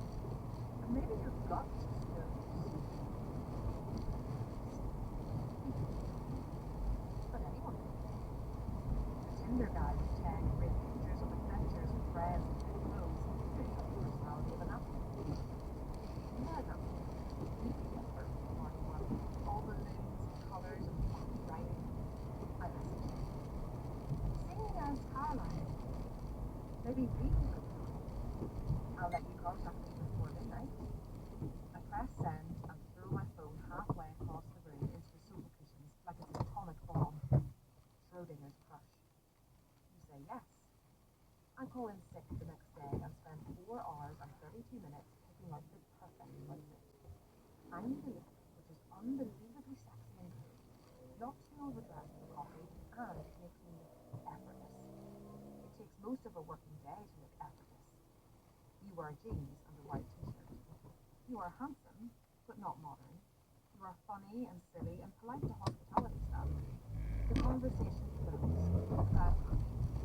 Your optimism about novelty is refreshing, all cynical and ridiculous. Coffee and beer. After you, I finally feel able to say that I like craft beer and I want fun. You like craft beer, but you like fun too. Our first date lasts for 76 hours. Work began death, and Sandra was a bit sad. After 4 months and 13 days, we met your family. He had 6 brothers, which is quite late, but there's always my age to work with nice men out there. After 12 months, one day, he comes my door and apologized for forgetting our anniversary. I wanted to know, you bring hot sauce to the Why did you? After 15 months and 4 days, meet my family, met with Cove and Frank. I'm mortified of the you are funny and patient and don't mind the dog. Sits on your feet. After 26 months and 17 days, finally go on holiday. You lose a bet to your brother Patrick, and I spend all week with a man wearing iridescent snakeskin speedos. I decide there's safety in numbers, and you spend all week with a woman wearing neon crocodile teethers. After 31 months and 12 days, you move in together and have lots of things. After 38 months and 3 days, hug me and make me macaroni cheese because dog has died. And you have never had a pet, you know me, and even though I am talking too much to tell you I'm fine, you know I am sad. After 49 months, on a Wednesday, you look serious. You tell me you want to be a father, and I know that I have not wanted a mother within 54 days later, the silence under the mindless conversation becomes deafening. Finally, long, believe and unbelieve of the world crumbles like it never has before. 93 days after the world is created. It is 2:36 a.m. once again, and we cannot sleep. It is not coffee. The phone rings again. Same number, now saying that it goes so much beyond words. Although I am trying my best. I am writing art therapy for me, with my full-time work. I've slowly realized that although we didn't end together, perhaps it is perfect that our ending, even complicated, finds you thinking of me, and I am thinking of you. Both continues to me, and as I turn away from my laptop to answer, I consider that it's inevitable that we plans to change. But finally, it is enough that once you loved me, I loved you, at exactly the right time. Exactly the right place. I swipe right toward one single phone to hear your voice for the last time.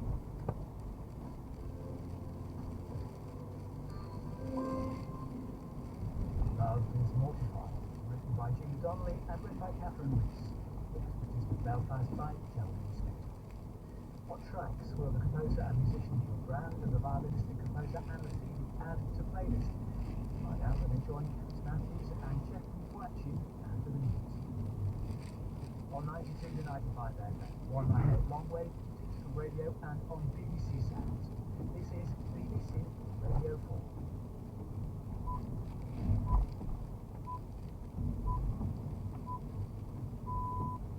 BBC News at 10 o'clock. This is Chris Alford. Good evening. Israeli forces have continued to bombard targets throughout Gaza, where a senior UN official has warned that half the population is starving. Unions have vowed to resist what they say are draconian new laws requiring some staff in key industries to work during strikes. A teenager has been charged with the murder of a woman and with attempting to kill 2 other people during a shooting in East London. A senior UN aid official has warned that half the population of Gaza is starving and 9 out of 10 people can't eat every day. There's been further heavy fighting the day after the United States blocked a UN Security Council resolution calling for an immediate ceasefire in the territory. According to the latest figures from the Hamas-run health authority, 17,700 people have died in Gaza since the conflict began 2 months ago. Israel has vowed to continue with what it called its just war to destroy Hamas. Our correspondent Paul Adams sent this report from Jerusalem. The scenes inside the Nasser hospital in Khan Yunis are hard to watch. Patients, men and children are being treated on the floor. It's desperate, crowded. Children are stunned. The hospital is overwhelmed. Doctors in despair. Ahmed Mugrabi is head of plastic surgery at the Burns Unit. Actually, I'm very pleased today. Actually, all families came to me, please operate on my son, operate on my father. But Do what you always do. I don't open over the room without anesthesia around. So I don't know how my In the Jabalia refugee camp in the north, where street battles are still raging, fresh graves are prepared in the sandy soil of an alleyway between 2 shuttered shops. The camp is surrounded, no aid is getting in. Israel calls this a Hamas stronghold, one of several it's trying to control.